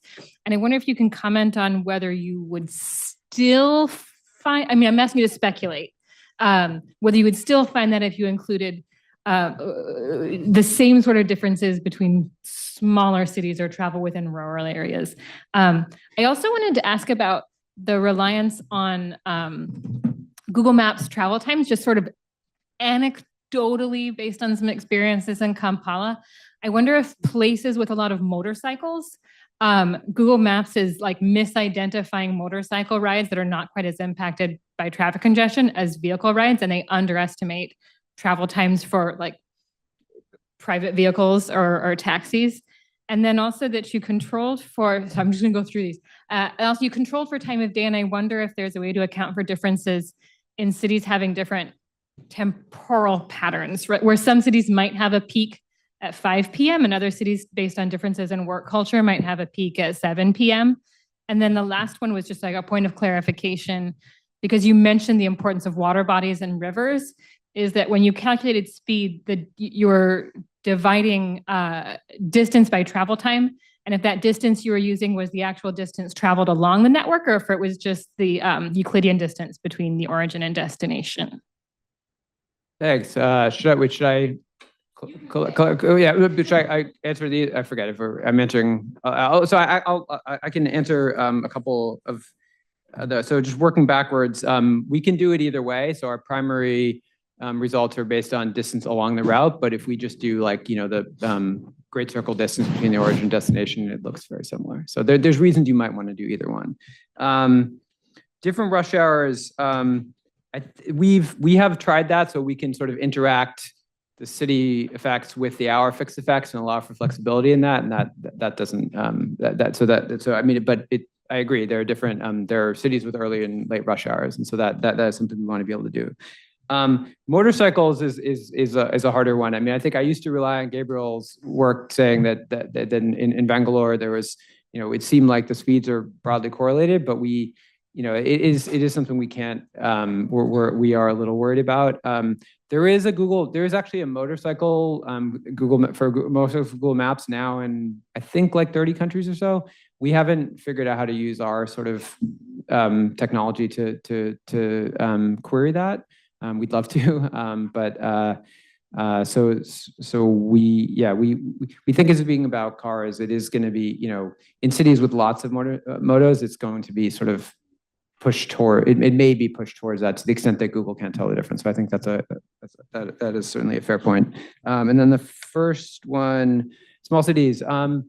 My sense is yes, in the sense, because we think that the big cities, like as you said, like Dhaka is really slow in the middle of the night. I think other like small Bangladeshi cities, like too small for our sample. I should also say about the population, we do, some of these cities of 300,000 or maybe like the UN just has way too large a boundary. So we think of it roughly more like a couple 100,000. But I think my hypothesis, which is, you asked me to speculate, so I will, is that small cities, it would be comparable because we're going to have poor infrastructure and they're going to be even less affected by congestion than say like Dhaka would be, for example. Thanks for the questions. Yeah. Thank you for your presentation. I've been following this project for a while with much interest. And we've did a different but similar analysis in Spirit for Brazil, looking at 20 largest cities in the country. And we found actually the opposite, that the cities with the highest congestion are actually the richest cities. The trick there is that we measured congestion in a very different way. You're measuring congestion in terms of speed factors or how much time you lose in traffic. And we're actually measuring congestion not so much in how much time you lose in traffic due to speed and congestion, but how much access to economic opportunities you lose because you were stuck in traffic. So we're kind of flipping in how we measure congestion in that way. And when we look at accessibility in that perspective, São Paulo, Rio, and richest cities become much more congested. And I think I just wanted to get your reflection on something because on your chart, we can see that smaller towns in the US have much higher speeds, but maybe that's also because of how, they have very low density sprawled cities traveling very long distances. So even though they are traveling longer distances faster, they have really low levels of access to economic opportunities and public goods and services and all of that. So there's something to speak about that, this kind of urban morphology and welfare in these different cities. Sure, yeah. So I think maybe I'll start with the second one. So I completely agree that like I'm not putting up Flint, Michigan as like a model of economic development here. I'm saying like what we do care about I think, or I care, I shouldn't speak for the world. I care about accessibility. And I think, what Flint has I also don't know Flint well. And I'm picking on it because it just happens to be number one, but there's lots of, the fastest cities tend to be sort of small and medium-sized US cities, right? And some of which are thriving, some of which less so, right? Some of this is about things being more spread out, right? And so your what we would say, accessibility is a combination of mobility and proximity. Proximity is low, right? And so, preliminary evidence from the ongoing work suggests that, yeah, like the gains from mobility, a lot of that is eaten into, a lot of that accessibility gain is eaten into by the fact that you have to go further. So for sure, that point is very well taken.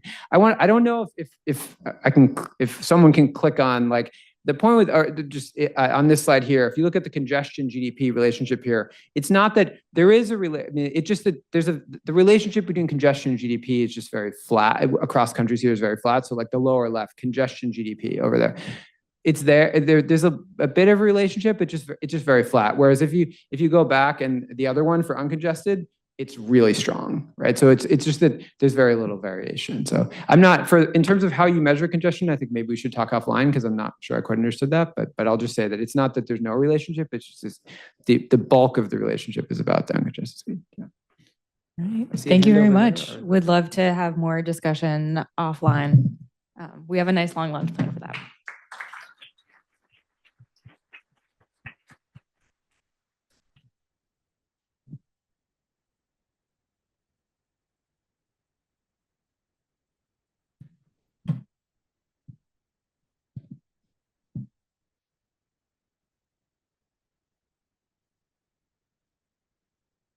Great, wonderful. It's wonderful to be here. This is brand new early stage work with Dev Patel, who's at Harvard on urban flooding and adaptation. I also want to acknowledge great work by Sean McAllister, who is here. So this paper is a paper about how markets digest environmental risk. Environmental risk that is going to get worse with climate change. What I'm going to say is that as climate change makes environmental risk worse, people are going to respond by moving. I'm then going to say that rich people and poor people are going to respond in different ways by moving to different places. Rich people will move to safe places, poor people will get pushed to risky places. I'm going to call that differential response through migration, spatial sorting by income. From there, I'm going to say that the implication of that sorting by income is that adaptation policy faces a trade-off. On the one hand, you want to protect risky areas because that's going to protect poorer people living in those risky areas. That's going to reduce inequality in exposure. But at the same time, as you protect those risky areas, the rich will move back in, push up housing prices, and that's going to reduce housing affordability. And so we're going to have a trade-off that we're going to need to think about as policymakers. Today, what I'm going to have for you is theory and data for Indian cities. We're kind of scaling this up across India. I'm going to show you one Indian city today. On the theory, I'm going to walk through some math. If the math resonates with you, great. I'm going to deliver for you clean expressions that capture and formalize the story, the intuition. If the math doesn't resonate with you, that's okay. I'm going to emphasize the intuition. The math is in service of an intuition that I think is natural, but will be a little bit surprising. Okay, so this is the model. Here I've boiled it down entirely to 2 locations and 2 groups. Okay, the 2 locations are going to be a high-risk group and a low-risk, a high-risk location and a low-risk location. And I'm going to have 2 groups, the rich and the poor. So as I think about the residential choice, living in a particular place for a particular group, the utility of a given location is going to be a function of housing prices, PI, the price of living in a given location. Nobody likes high prices. It's also going to be a function of flood exposure, E. Nobody likes to be flooded. Now that flood exposure is a function of natural exposure. Certain places are high, certain places are low. That's going to be called N. The high risk location has higher natural risk. But then what the government does, infrastructure, is also going to impact flood exposure. So N is the exposure if the government does nothing. As the government responds by building flood infrastructure, flood protection, that's going to be G, and that's going to reduce flood exposure E. And what I want to highlight here is that the rich and the poor think about both prices and exposure differently. The poor are more sensitive to high prices. The rich are better able to afford high prices. The poor are also more vulnerable. They can be more vulnerable to flood exposure, and they can also dislike flood exposure more than the rich. Okay, that's the first equation. This is the second equation. This is going to be it in terms of this boiled down model. Okay. We're going to have equilibrium prices. Demand is going to come from a logit distributional shock on those location utilities. That's going to give me a closed form for the choice probabilities pi.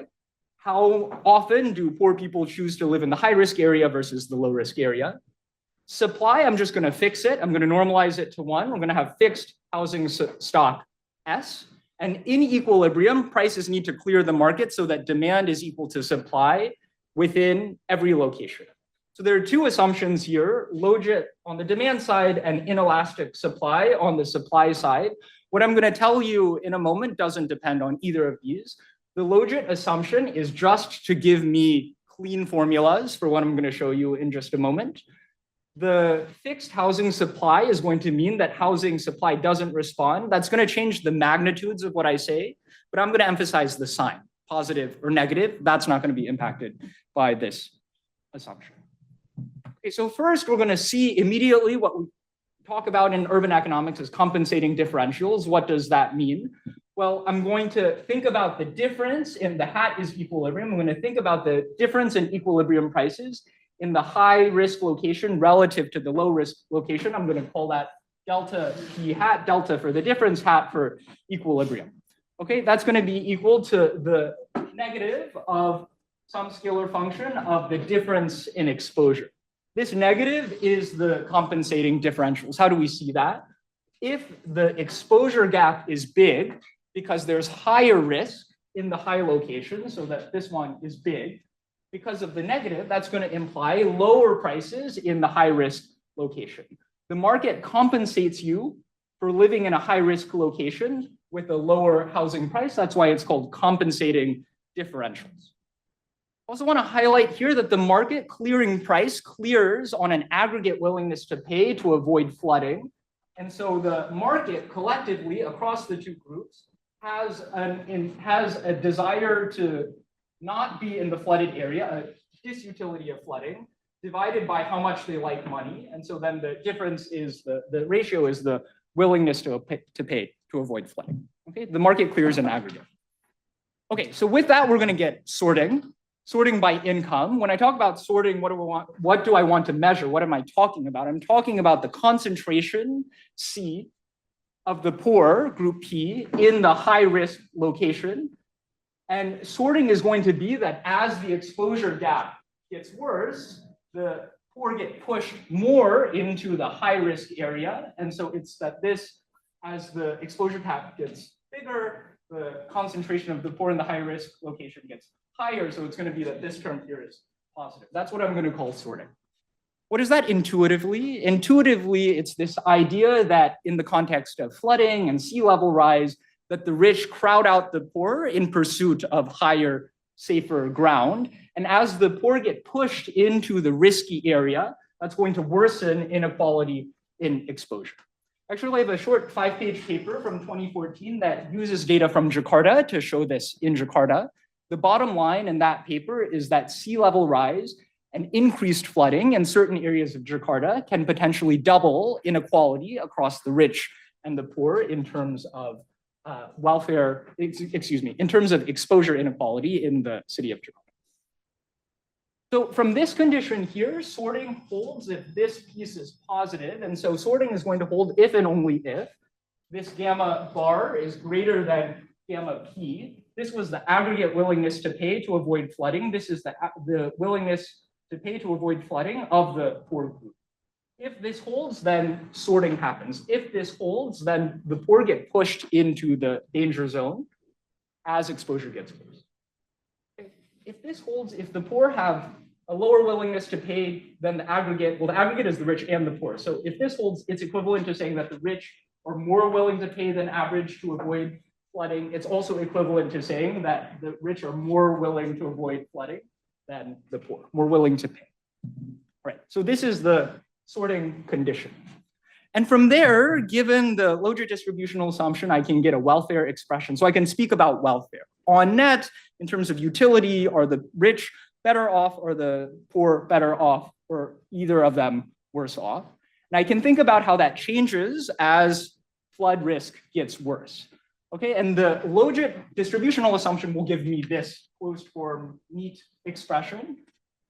This says that under sorting, where this condition holds, okay, this is the same as this condition here. If you're sorting, if the sorting is happening, then somewhat surprisingly, somewhat counterintuitively, the poor are actually going to gain in terms of welfare. Their utility will actually go up. That's what's a little bit weird here. From the exposure differences getting bigger, the rich are losing welfare, okay? So even as sorting increases exposure inequality, it's doing the opposite for welfare. It's reducing inequality in terms of welfare. How do we think about this? Intuitively, welfare is both my exposure to risk and the housing prices that I'm going to pay. And that's what's driving this result here. Here's the intuition. The intuition is that the market clears on the aggregate willingness to pay. The market is paying you based on the aggregate willingness to pay. And so if you're willing to accept for something lower, for the poor, where the willingness to pay to avoid flooding is below the aggregate, below the average, actually the market, because it's clearing on aggregate preferences, is overcompensating the poor through housing prices being lower. Okay, so somewhat counterintuitively in terms of welfare, inequality will go down, and that's going to lead to a trade-off for the government thinking about adaptation policy, where here the in situ and ex situ forms of adaptation interact. Okay, the in situ form of adaptation is policy in the form of government infrastructure protecting certain places in those places. That's why it's called in situ. There's going to be a response by people in the market where they're migrating and sorting and they're leaving the danger zones, and that's ex situ, that's out of place. You're moving somewhere else. These two things are interacting. These two margins of adaptation are interacting in this story that I'm telling. Adaptation policy is the allocation of infrastructure, of flood protection. That allocation can happen in two ways, potentially. One is maybe the more intuitive way of thinking about it, which is that you build infrastructure in the places that need it based on exposure. You build infrastructure in the place that has naturally high exposure, and you protect those risky places. And what that's going to do, given the sorting, is it's going to reduce inequality and exposure. You're also giving protection to the places that get damaged and actually need it. So you're also reducing, in terms of efficiency, you're reducing aggregate losses. But as you protect those risky places, you make them safer, the rich come back in, you have gentrification, housing prices go up, and now housing prices are high everywhere in the city, uniformly high, uniformly expensive.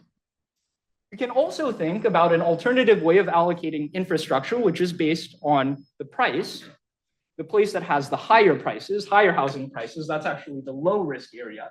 You can think of this as an individual neighborhood gets some kind, or an individual city gets their own property tax, and they need to fund their infrastructure through their own property tax intake. So here, somewhat strangely, it will be that the high price place, which is the low risk place, actually gets more infrastructure. If that happens, the exposure gap grows because you're protecting the safe place, not the dangerous place. You're not protecting the dangerous place, so now the damages are higher in aggregate in terms of efficiency. Aggregate losses go up. Inequality goes up in terms of exposure, but at least you preserve pockets of the city that are cheaper in terms of housing prices. And so there's going to be this trade-off that we need to think about in terms of adaptation that comes directly from this sorting mechanism. Okay, so then let's take it to the data. We're putting together new data on flooding in Indian cities. I'm going to show you today just data from Bangalore, but we're scaling up now. This builds on Dev's fantastic work to build new flood measures, flooding data from satellite data in Bangladesh, and now we're doing it in India as well. This, at the core, is synthetic aperture radar data to measure flooding. These are nice data because the satellite measures, or the SAR, SAR satellite measures, are impervious to weather. They work at night. You don't need the sun to be out to be able to measure things. We're going to define flooding as a deviation from the seasonal norm in how much of a particular plot of land is covered by water. And as that surface water grows, if it grows a lot, we're going to call that flooding. We can incorporate more granular satellite data, kind of more frequent passes, more frequent kind of fine time. We can go finer on the time dimension, where right now it's sort of 1 week or 1 month that we get a measure. We can go down to the daily level using techniques that Dev has already developed. But in that paper, he's focused more on rural areas. Here, we're going to need some customization for the urban environment. Okay, so a bit of a new data enterprise as well. Okay, data for Bangalore today, we're going to have the relative wealth index from metadata for good. That's the rich versus poor places. And we're going to have infrastructure maps in terms of where we think about stormwater drains from Open City, India. Okay, so these are the maps. I can show you flooding and I can show you wealth. On the left is flooding, the share of days flooded in the city of Bangalore at 2.4 by 2.4 kilometer grid cells. And you see this real heterogeneity in the share of days flooded, okay? Bangalore as a city is not flooding evenly throughout the city. There are these important gaps in exposure to flooding. That's on the left. On the right is the relative wealth index. You see the middle of the city, this is the urban core of the city, is in relative terms wealthier relative to the periphery, and you kind of see actually in this urban core, there's maybe a little bit less flooding as well. So then we can just show you the scatter plot. The relationship is easier to see here. Across space, it is the case that the richer parts of the city have lower flooding. That flooding exposure is lower. In the poorer places of the city, they're dealing with higher flood risk, higher flooding, higher flood exposure. And what's interesting here as we think about the sorting mechanism is where this downward slope is coming from as we split the sample out to think about the relatively poor half versus the relatively rich half. You see that it's actually on the richer side where you have this negative slope. What is that saying? That's saying that it's actually at the top end, it's the richest residents of Bangalore that are putting that high price pressure on safe places. They're the ones who can afford to go to the safe places and bid up the price. And actually the middle class of Bangalore and the poorer citizens of Bangalore are the ones being pushed. We can also look at this over time. So we can plot that rich versus poor flood gap across time, across the different years. In general, the poor are more exposed to flooding than the rich, except for in 2016, where it's either similar or actually the rich are a little bit more exposed.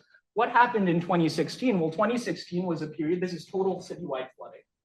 2016 was a period of extreme flooding. It was only when flooding was especially extreme that the rich also got impacted equally.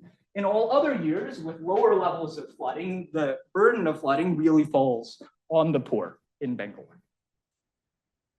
We can also look at infrastructure, stormwater drains. We have that for the urban core of Bangalore from the city government. And we can convert these drain kind of lines on the map into a density of stormwater drain infrastructure. And then we can also create a similar set of scatter plots. This is saying that in the richer areas of the city, they also have more flood infrastructure, more protection from government infrastructure intended to reduce exposure from flooding. Okay.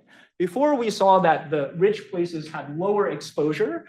Some of that may be happening from natural differences in exposure. It could be that the rich are going to high elevation places that are naturally, even if the government does nothing, safer. This is saying that at least part of that difference in exposure is coming from government infrastructure actually going towards the poor rather than the rich.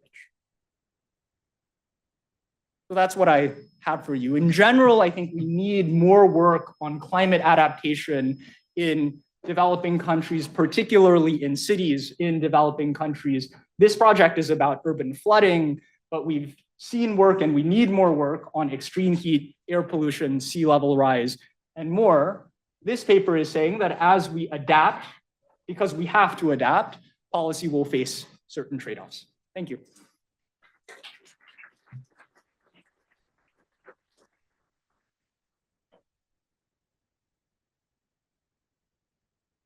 Take some questions.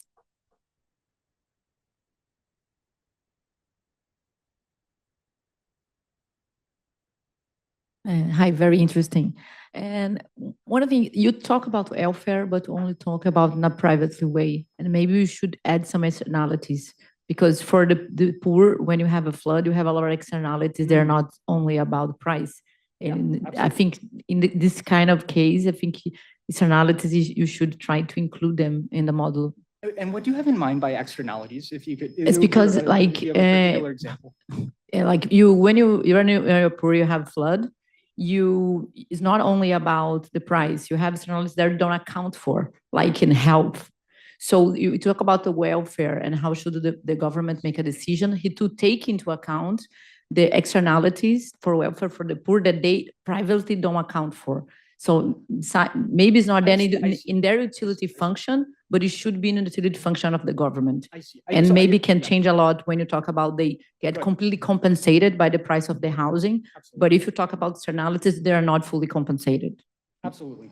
I agree. That's a short answer. I think what you mean is, technically it's internalities. Externalities is a little bit more if I, as a resident, build a flood wall and then I worsen the flooding for my neighbors. That's the externality. The internality is more, do the poor have to, or do people in general fully consider the health impacts of flooding, even though they should?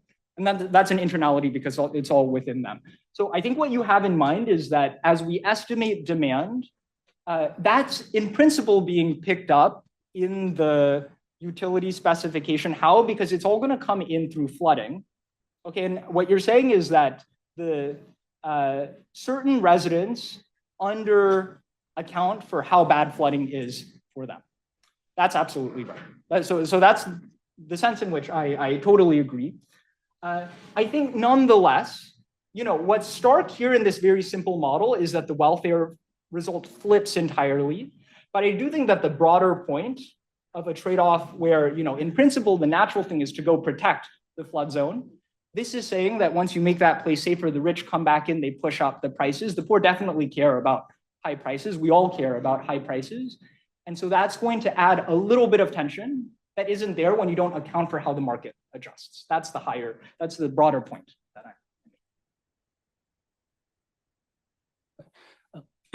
So I think the way the poor interact with floods and the way the rich interact with floods is entirely different, right? So if you are, and especially when you're talking about flood being defined as an increase, percentage increase across like previous time periods, like the rich have cars, they don't really have to step on the roads on which they live on are generally better. The poor ex ante would be living in like low-lying areas, and that's like fairly true because of like colonial policies in India. So I'm just wondering, like, if the model, which seems like super stylistic at this point in time, can sort of accommodate like the complexities which are inherent in that. So I think what you're saying is consistent with what I'm saying in many ways, where the rich are living in places where the roads are better, the poor are living in low-lying places. I'm going to call that sorting. I'm going to say that this force is part of what explains why the poor have ended up in places that are riskier and more flood prone. And I'm going to think about how that gets worse or better as the risk profile of the land changes. I don't think there's anything inconsistent there. There's one more thing, which is that all of this holds. I want to point out all of this holds, even in this stylized model, if the poor are more prone to flood damages than the rich. Indeed, the poor in this model are more susceptible, more impacted by the negative health consequences of flooding. And even so, even accounting for that, this result can go through. It's about the willingness to pay. It could be that you're very much susceptible to floods, but you also really have to think carefully about housing prices. It's the balance of the two. So, I mean, I'm assuming that you would have a dynamic model in mind, but this looks, when you say sorting, do you mean we move from one equilibrium to another? Yeah, you can have, with dynamics, we can do steady state to steady state. And This is a static model. So the point that I'm trying to make is that if the rich are not affected significantly enough, because ex ante, the equilibrium is such that they're not affected at all, they won't want to sort into any other place. So they would just stay where they are.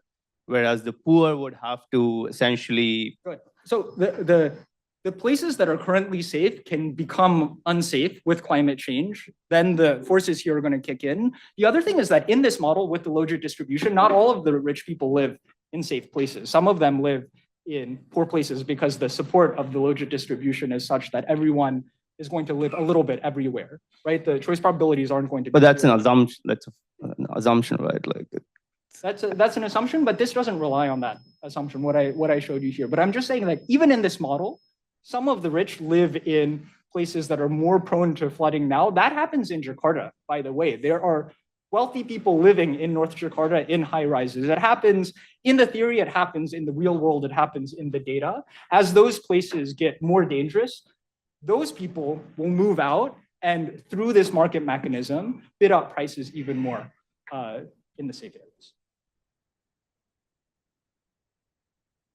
Right. Well, thank you very much. I think we have under a minute left, so I'm not sure if we have time for a Maybe full I'll collect the question. 2 questions and then I won't respond and I'll respond offline maybe. Is that Okay, yeah, 2 questions and then respond offline.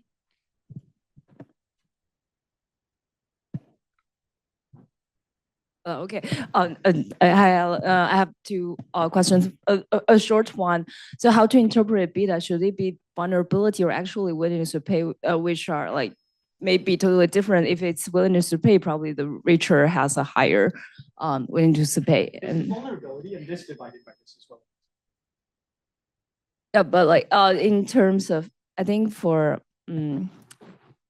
I say so if you normalize by their sensitivity to price, something like that. So there should be a scale. That's why it's all about the gammas. Yeah. Okay, sorry. Go ahead. Second thing is the like I find even the aggregate efficiency implication is quite interesting and surprising. So you find like protecting the safer place would actually yield aggregate losses, right?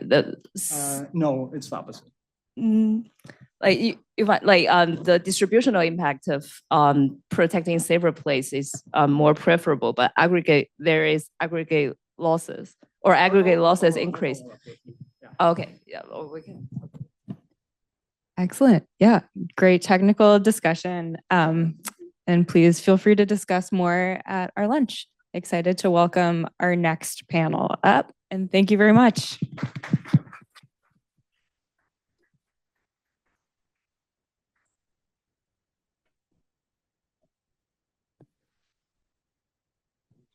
Thank you very much.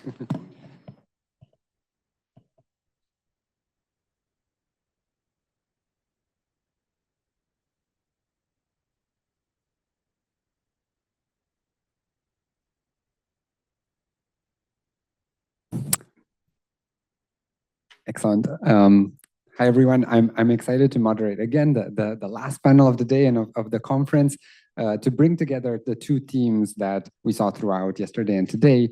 One focused on adaptation, one focused on mitigation. From 2 interesting, important cities, from insights from Quito and from Cape Town. So first, let me introduce the panelists, Daniela Chacon Arias, who is a co-founder and executive director of Tandem, an NGO in Ecuador that works on making cities more responsive to their citizens, to listen more. And she's also the former vice mayor and city councillor of the city of Quito, where she worked on championing initiatives to make urban mobility more equitable and more sustainable. And finally, she's also the Loeb Fellow this year here at Harvard at the GST. So welcome. And second, we have Hugh Cole, who is the Director of Policy and Strategy and also the Chief Data Officer in the city of Cape Town, where he leads these initiatives on data analysis, the data analytics, strategic planning, and collaborations with for the city of 5 million people. Formerly, he was working at the IGC, at the International Growth Center, where he directed country programs. So welcome. We'll talk about a couple of themes, but let me start with Hugh. We've talked a lot about mobility and how mobility is affected by climate change. But recently, just now, hearing Alan, but it's useful to step a little bit more broad and to see how climate shocks affect cities more generally, and crucially how cities respond. So I was wondering if you could talk a bit about Cape Town, and in particular how it has responded in terms of adaptations, policies, and infrastructure strategy, how to fund these adaptation initiatives. Great. Thanks so much. I haven't got a clicker, but when I get one, I will put up a slide. Yeah, so I think, Cape Town's major climate hazards, or our exposure, is droughts. Long-term drying trend is the predicted climate impact. Flooding, and that's particularly sort of localized flooding, then storm surges and sea level rise and storm surges, and then to some extent, and then high heat days, of course. Particularly in a city that has high levels of inequality, where you've got people living in formal housing, but also a lot of people living in sort of tin and wood shacks. High heat days can be very dangerous, and then we're a city with a mountain in the middle, And so mountain fires are a risk for us as well as informal settlement fires. But I think the story that I was asked to speak about, and many people know Cape Town for, is the kind of day zero story. And actually, 2017 was when I moved back from the UK to join the city of Cape Town. So I jumped feet first into a major disaster and was designing a contingency plan for when we ran out of water, which was interesting. But it was basically 3 years of 3 very dry years. And it was a 1 in 400 year event. And the reality is that Cape Town gets the vast majority of its water from rainfall. So those lines represent different years, and you can see how close we got to the purple there is 2018, but 2017 is the green, and that orange line was the threshold we set, the trigger line that we set. We said, often governments walk into the worst case scenario in a slow onset disaster because they don't set a trigger point. And there's a temptation for political decision makers to just hold on a bit longer until we make the hard call. So we set a trigger. And we said, when dams get to 13.5%, we're going to start pulling out the drastic measures, shutting down parts of the reticulation network, doing water distribution points, etc., so that we could protect our last reserves. We never got to that point. We're very grateful that never happened. But what it did is create this moment, this deadline, which became known as day zero. And that was a deliberate choice to call that trigger point day zero, because it was sort of a galvanizing moment for consumption reduction. Because the main strategies for getting through this was to reduce consumption, and then a very technical engineering component, which is pressure management in the reticulation network. So getting the water pressure down as absolutely low as possible. But consumption drop was a critical strategy. And the reality is that augmenting supply in the midst of a drought is extremely difficult. We tried, but executing particularly like desal projects quickly is just, it often leads to bad outcomes. So, the communication was a really big part of our story, and something that we've shared with others as we've moved forward. So there are all sorts of things, things that have happened as a result of this. One of the interesting things is, so to avoid this in future, we're going to have to invest in non-surface bulk water supply. That means, we're not dependent on the rain. So we're going to have to go for desalination and water reuse. Those are very expensive. So we have to, and they're technically very complex. So we're going to have to do public-private partnerships. But that has very big fiscal implications because we have to ultimately pay through a tariff and affordability considerations. The other thing that we see in this shock and in another shock, which wasn't climate related, but it was energy related, which is rolling blackouts when our national energy utility got into a really bad situation and didn't have enough bulk energy supply, was that we saw people adapting by putting in solar energy and batteries. And in both that case and in the water case, what you saw was richer households adapting, having the capacity to adapt. So people put on solar panels, they put in a water tank, they reduced water saving technology, et cetera, et cetera. That had a big impact on our financial model and our ability to cross-subsidize from the rich to the poor and provide free services by the higher consuming customers paying more. And so it meant we had to change the way that we did our utility pricing, which had all sorts of other interesting implications. So, Gabriel, I'm happy to talk more about how we're factoring climate change into our infrastructure planning going forward, if you'd like me to. So, because I think, after this, I can talk a little bit about, where the other story of Cape Town. It's not just the day zero story, but so going forward, and I mentioned this because it came up this morning I think Masud was talking about the form. If the form doesn't have the right sections in it, you don't plan properly. So how we're dealing with this in the city of Cape Town is, every sector we're pushing every sector to have, 10 at least, and ideally 15-year sector plans for, say, transport, energy, water, solid waste, and housing. And in all of the ones where there is some sort of climate sensitivity, we are factoring that into demand. So the water utility clearly is thinking about demand projection. We have to think about the vulnerability of the dams. We have to think about increasing consumption. We have to think about changing rainfall pattern, and that's guiding our infrastructure investments. But even things like doing area-based planning for having areas which are rapidly densifying beyond what the original infrastructure was designed for. It's a private sector, informal private response, market response. So it's a good thing, more housing units being created, but the infrastructure there wasn't built for that density. So we're having to retrofit. So in that retrofitting, we're having to think about the climate projection models and think about stormwater particularly and say, okay, we can't just plan for increased hard surfaces. We have to plan for increased hard surfaces plus much higher intensity rainfall events. And therefore, we need a totally different stormwater plan for that area. So we're trying to mainstream that adaptation thinking into all of our infrastructure plans.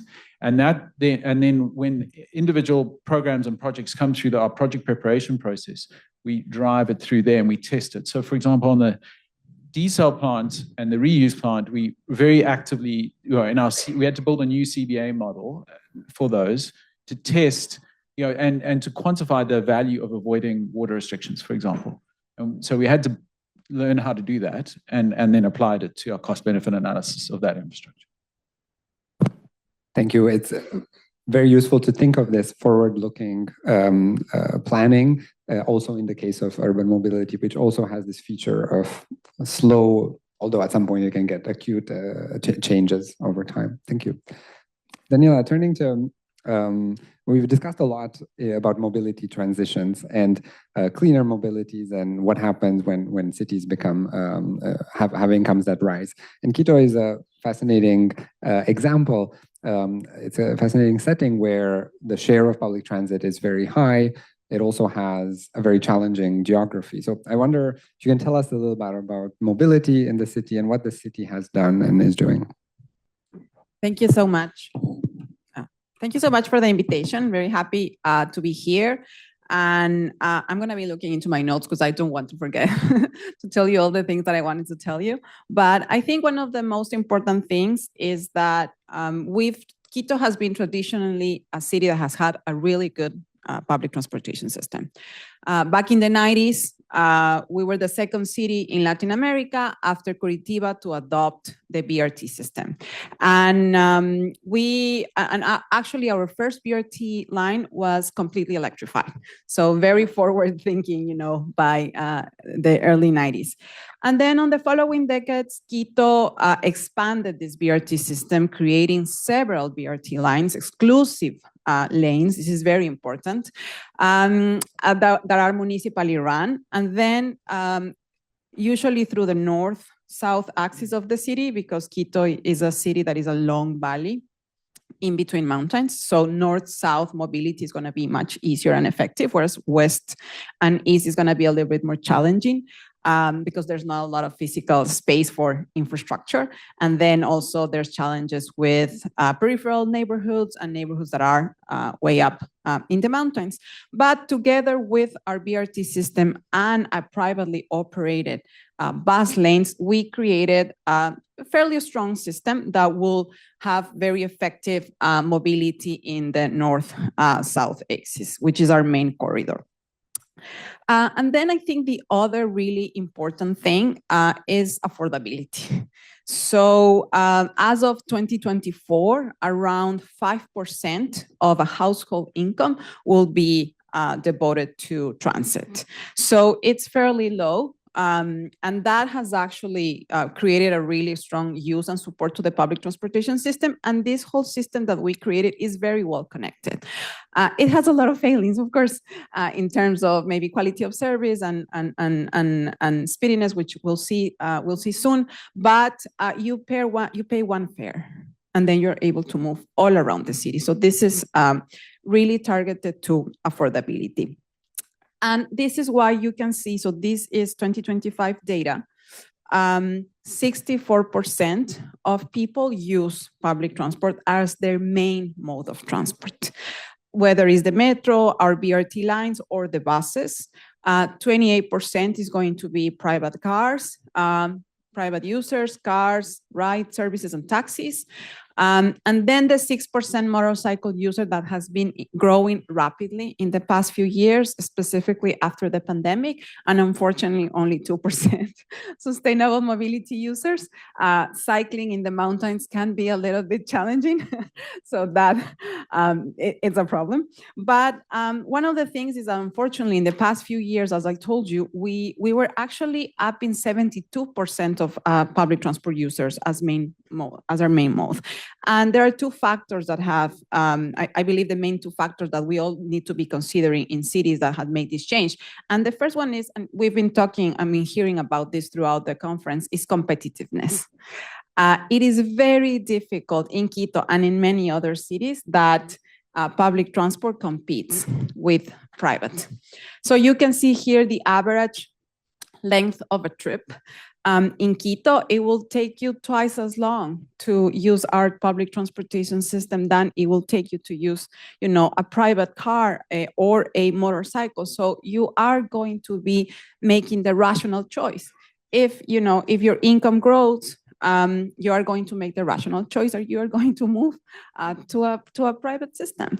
And then the other thing is that the motorcycle increase in the past few years has been not only in terms of motorcycles providing an economic choice and jobs for a lot of people in terms of delivering services, especially for vulnerable populations such as migrants from other cities in the country, but also from other places in the world that have come to Quito in the past few years, but also it has become a transport option. So we are seeing people using motorcycles as mobility options, and seeing 2, 3, 4 people in a motorcycle, including children.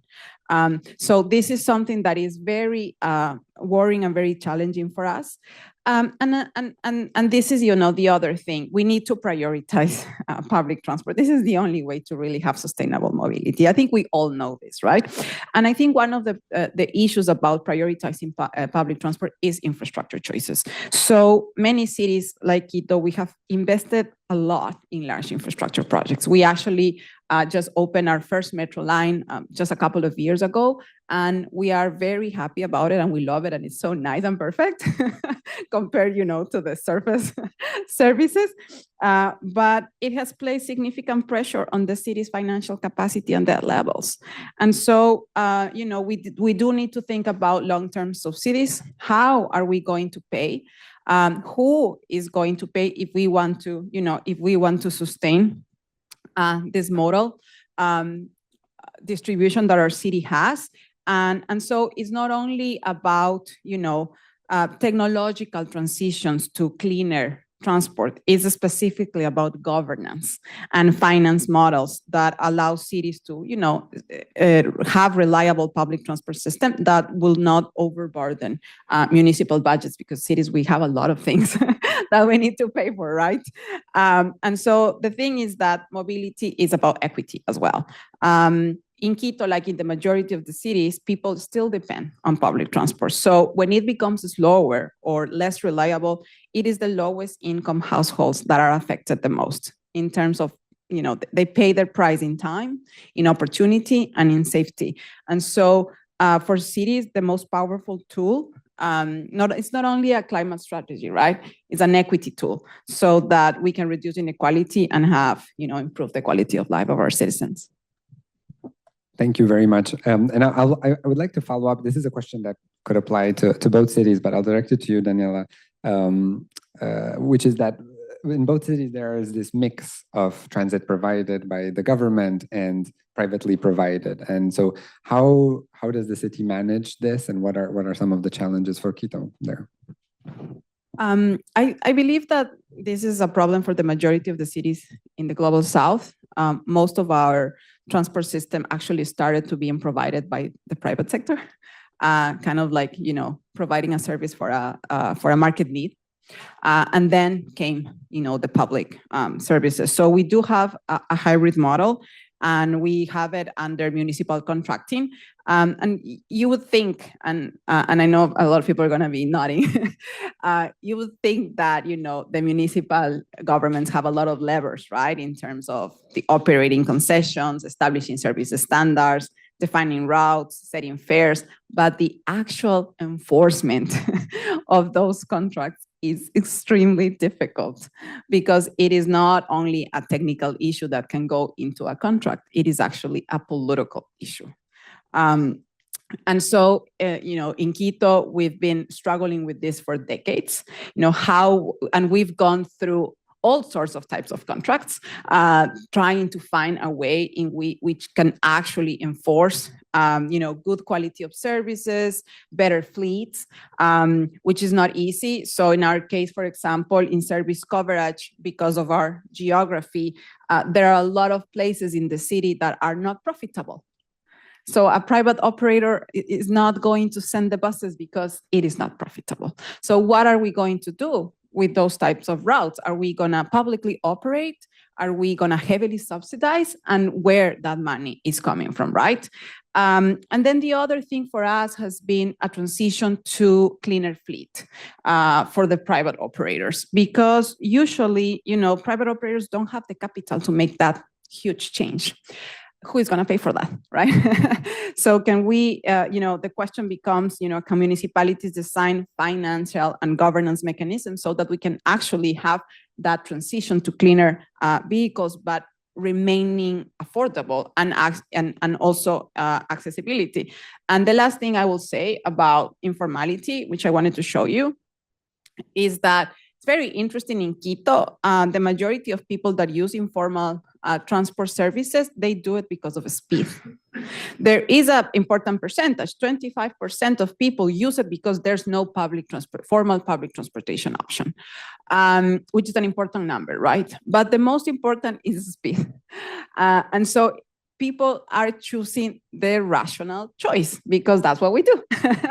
And this is why it's so important that we really focus on prioritizing public transportation. But we have to understand also that we cannot just formalize the informal sector. It's not that easy. We need to understand how are they going to be incorporated, how are they going to compete with the other private operators, and because I don't think it's an option for us, since we've had this system for decades, that we can just one day say, let's change to public completely. That's not feasible. So how are we going to have a type of contract that can actually help us enforce quality of services so that mobility can actually be what it is, which is a right to access, opportunities? Thank you. Hugh, I'll give you options. I will, if you'd like to add to any of that from the Cape Town experience, please. But I also wanted to ask a different question, which is about data capabilities in policy making. It's something that's been at the center of what you have done in the city of Cape Town. So if you can tell us about what that has achieved in terms of research, in terms of partnerships and results that were unlocked by that, that would also be useful. Great. I'll say something briefly about public transport in Cape Town, and then I'll pivot to the data piece. So I've got a modal share graph, but I mean, the story's pretty straightforward. So, we've have our main public transport is privately provided. It's minibus taxis, and we went through an important. It's interesting. I think mostly about our story of where we are now and going forward, and the next step we have to take in formalization. But I actually forget that in the early days of democracy in South Africa, we actually had a first phase of formalization of the minibus taxi industry, where you went from everyone driving whatever vehicle more or less fitted, a large number of people in, and it was very much more messy, to a minibus taxi recapitalization program, where now everyone drives a sort of similar format of vehicle. It's much more, there's more regulated routes, et cetera, et cetera. So we actually did have that first phase of reform, which took us to, quite far. But now the reality is that there's no future of public transport in our city without the minibus taxi industry. And we need to think about what is the next evolution look like to increase the speed of travel, increase the quality of the experience for the passengers, make it safer, make the minibus taxi industry more compliant with the rules of the road, make it safer for everyone else who's on the road, those kinds of things. So that is the next phase in our journey. The other big mode of transport for us is conventional buses. And with the challenge for us is going to be trying to get those buses out of the main flow of the traffic and into dedicated lanes. We do have a BRT, and we're actually very excited because we're soon going to be opening a new line that connects a very poor apartheid-era township of the city that's been very excluded from public transport to an economic hub. And that's going to be a really transformative thing. Right now, it's a complete nightmare for anyone that has to go past the construction site, but it will be a huge bonus when it opens. But the reality is, I think there's a good chance that might be the last full BRT line we build because of finances. It's just, it's too costly to do the full-blown model. And in our densities of our city, I mean, it's striking seeing the pictures of Quito and how many high rises there are. The densities make that model problematic. So I think, but we're going to have dedicated lanes and high occupancy vehicles of some sort. So that is definitely our future. The other thing that we have to do is restore rail services. So rail is not run by us, it's run by a national monopoly service. It's a state-owned enterprise. And it now carries, I have to say this carefully because it sounds insane, but it's true. 10% of the passengers it did 10 years ago. So in 10 years, we've lost 90% ridership because of the poor management of the infrastructure, security, etc. It's slowly being recovered, but we are also putting forward a very strong case and actively pushing for devolution of rail, because we think that if we can run it, obviously it would have to be concessioned out, but if we can run that better, and then we'd have a fighting chance of integrating the different modes of transport for a city that's growing at 3% a year. So that's on transport, but the financing of it is wickedly difficult, we've done very well out of national grants because we have built the ability to spend that money, and we've executed well, and we benefited from that. Those won't be there forever. So it's interesting times for us on that. And then on data, I just want to say that we've taken we've always taken data very seriously in the city of Cape Town, but in the last sort of decade, we've really doubled down on building our in-house capacity to work with our significant administrative data. And I have had the privilege of building up that team, and we now have a very sophisticated data science, data engineering team at the center of government, and we're able to put data at the heart of what we do. And we made the decision to be capacity-led, not procurement-led. So we don't use outside vendors. We built the in-house capacity. COVID was a really big step forward. Although we used that crisis for good to put data much more at the center of decision-making and had a culture change there. And the upside of this is obviously we're using data in our operations more and more. Our data is in a good space for us to start to use AI much more actively. But one of the other upsides is that it makes us a good environment for researchers to partner with us. And we have worked with researchers on a number of projects over the years, and we've got some active research exactly on, for example, with some researchers at Berkeley on some of the utility issues. We're working with Gabriel and with Nick Tsivanidis and others on transport issues. And we've actually been able to take some of the kind of academic literature and turn it into practical tools. So with the International Growth Center, we took some of the spatial economic modeling work that Nick Tsivanidis had done in Colombia. We turned that into a publicly available tool that we developed for ourselves, but then we made it an open source tool for others. So we're very open for collaboration. That's amazing. Thank you. And let me just open it for questions. Cici. Thank you for sharing your insights on the ground experience. So Daniela, you mentioned about the motorcycle, the rise of the motorcycles. I think this is a pretty common thing that we see in developing megacities. So in Shanghai, where I came from, we've seen like a great increase in the motorcycles, and kids are on it, sometimes with helmet, sometimes without, and they're doing homework on the motorcycle round. So I was wondering, like, if you have any thoughts about like what should be done, what's the issue there, what will have to be, implemented for that sector. Also, one of the themes from yesterday is procurement issues. I wonder if both of you could talk a little bit about like the lessons or experience from procurement for public transport.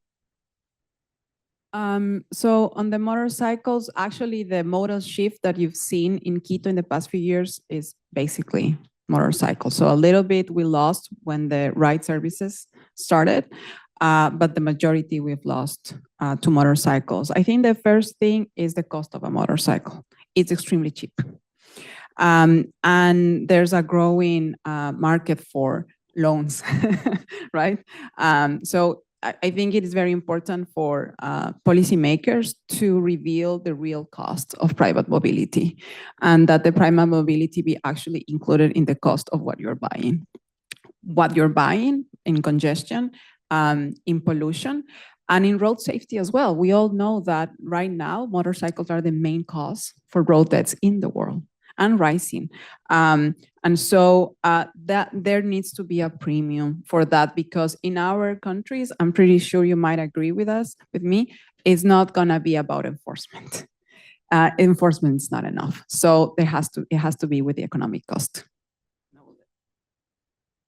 Yeah, I'll have a go at procurement. So I think, I was thinking about Ed Glazer's chart that he put up yesterday on the spectrum of, and I think we're on the high rules into the spectrum, which is a little bit crazy, because if you look at the headlines of, in the South African news, there's a lot there about corruption, and it's a lot about corruption and procurement. And so I think, in our context, cities that take clean audits very seriously, like ours, comply with all the rules to the point where it's hard to, we make it work. It's forced us to develop a very, very good project and program management system where we drive procurement hard to make sure we can meet all of those rules. But it feels like every year the rules just ratchet up and it gets harder and harder to comply. But then in many other cities, the rules are just being flouted, and either things just aren't getting built or there's corruption. So it is, and I think for public transport in particular, it's been very challenging because it's large, it's complex, and then when you are trying to procure the operating companies in particular, you're needing to, in our context, it's negotiating with the minibus taxi industry to make sure that they're able to come in and have a share in operating the bus rapid transport system, for example. And so it's not just a conventional procurement. You're not just going out for a bus company to build, operate, and manage. It's something much more political, to use your words. But and then for us, we just had I'm really interested to learn more about Jakarta's electric bus experience, because for us, we went out for a procurement for electric buses and had no responses to the bid. So we were going to go down the road of just going back to ICE buses, but thankfully there was a decision made to do it again, change the bid, change the procurement specifications, and we are going to go for electric buses. But for some reason, the supply of electric buses at the sort of costs we're seeing elsewhere is not coming through in our market, and we need to understand that better. But I'm happy to talk more about procurement afterwards, because I'm seeing it's time sign. Thank you. Unfortunately, we are at time, so let me thank the panelists and hand it over to Rima for closing remarks.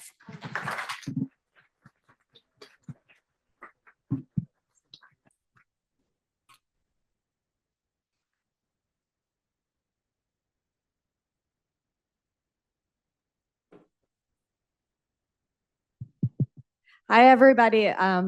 So this unfortunately concludes our conference. It's been a super interesting couple of days. It was making me think, especially this last panel, because when I talk with my students and teach my students, we're always having these discussions. So you just can't get the technical right. You have to get the technical right, but you can't get the technical right. You have to think about the politics. You have to think about who's going to fund it. Do you have the right people to implement it? And so the level of conversation about bringing in the research, but then how does that intersect with the implementation capacity? How does that intersect with the financing? And then how do you think about what is the right decision given all these different factors? For me, that discussion made this such an interesting conference the last 2 days. Again, thank you so much for coming. Thank you for all the speakers and panelists and everyone. It's been incredibly wonderful. And again, I wanted to thank and have a little shout out to the CID team for the amazing job over the last 2 days. And again, we should, for Alexa and Lisa, who really did incredible. So I hope we have lunch outside and space to sit and engage. And I hope these discussions can continue over lunch. And I hope to continue to engage with all of you and see you soon. Thank you.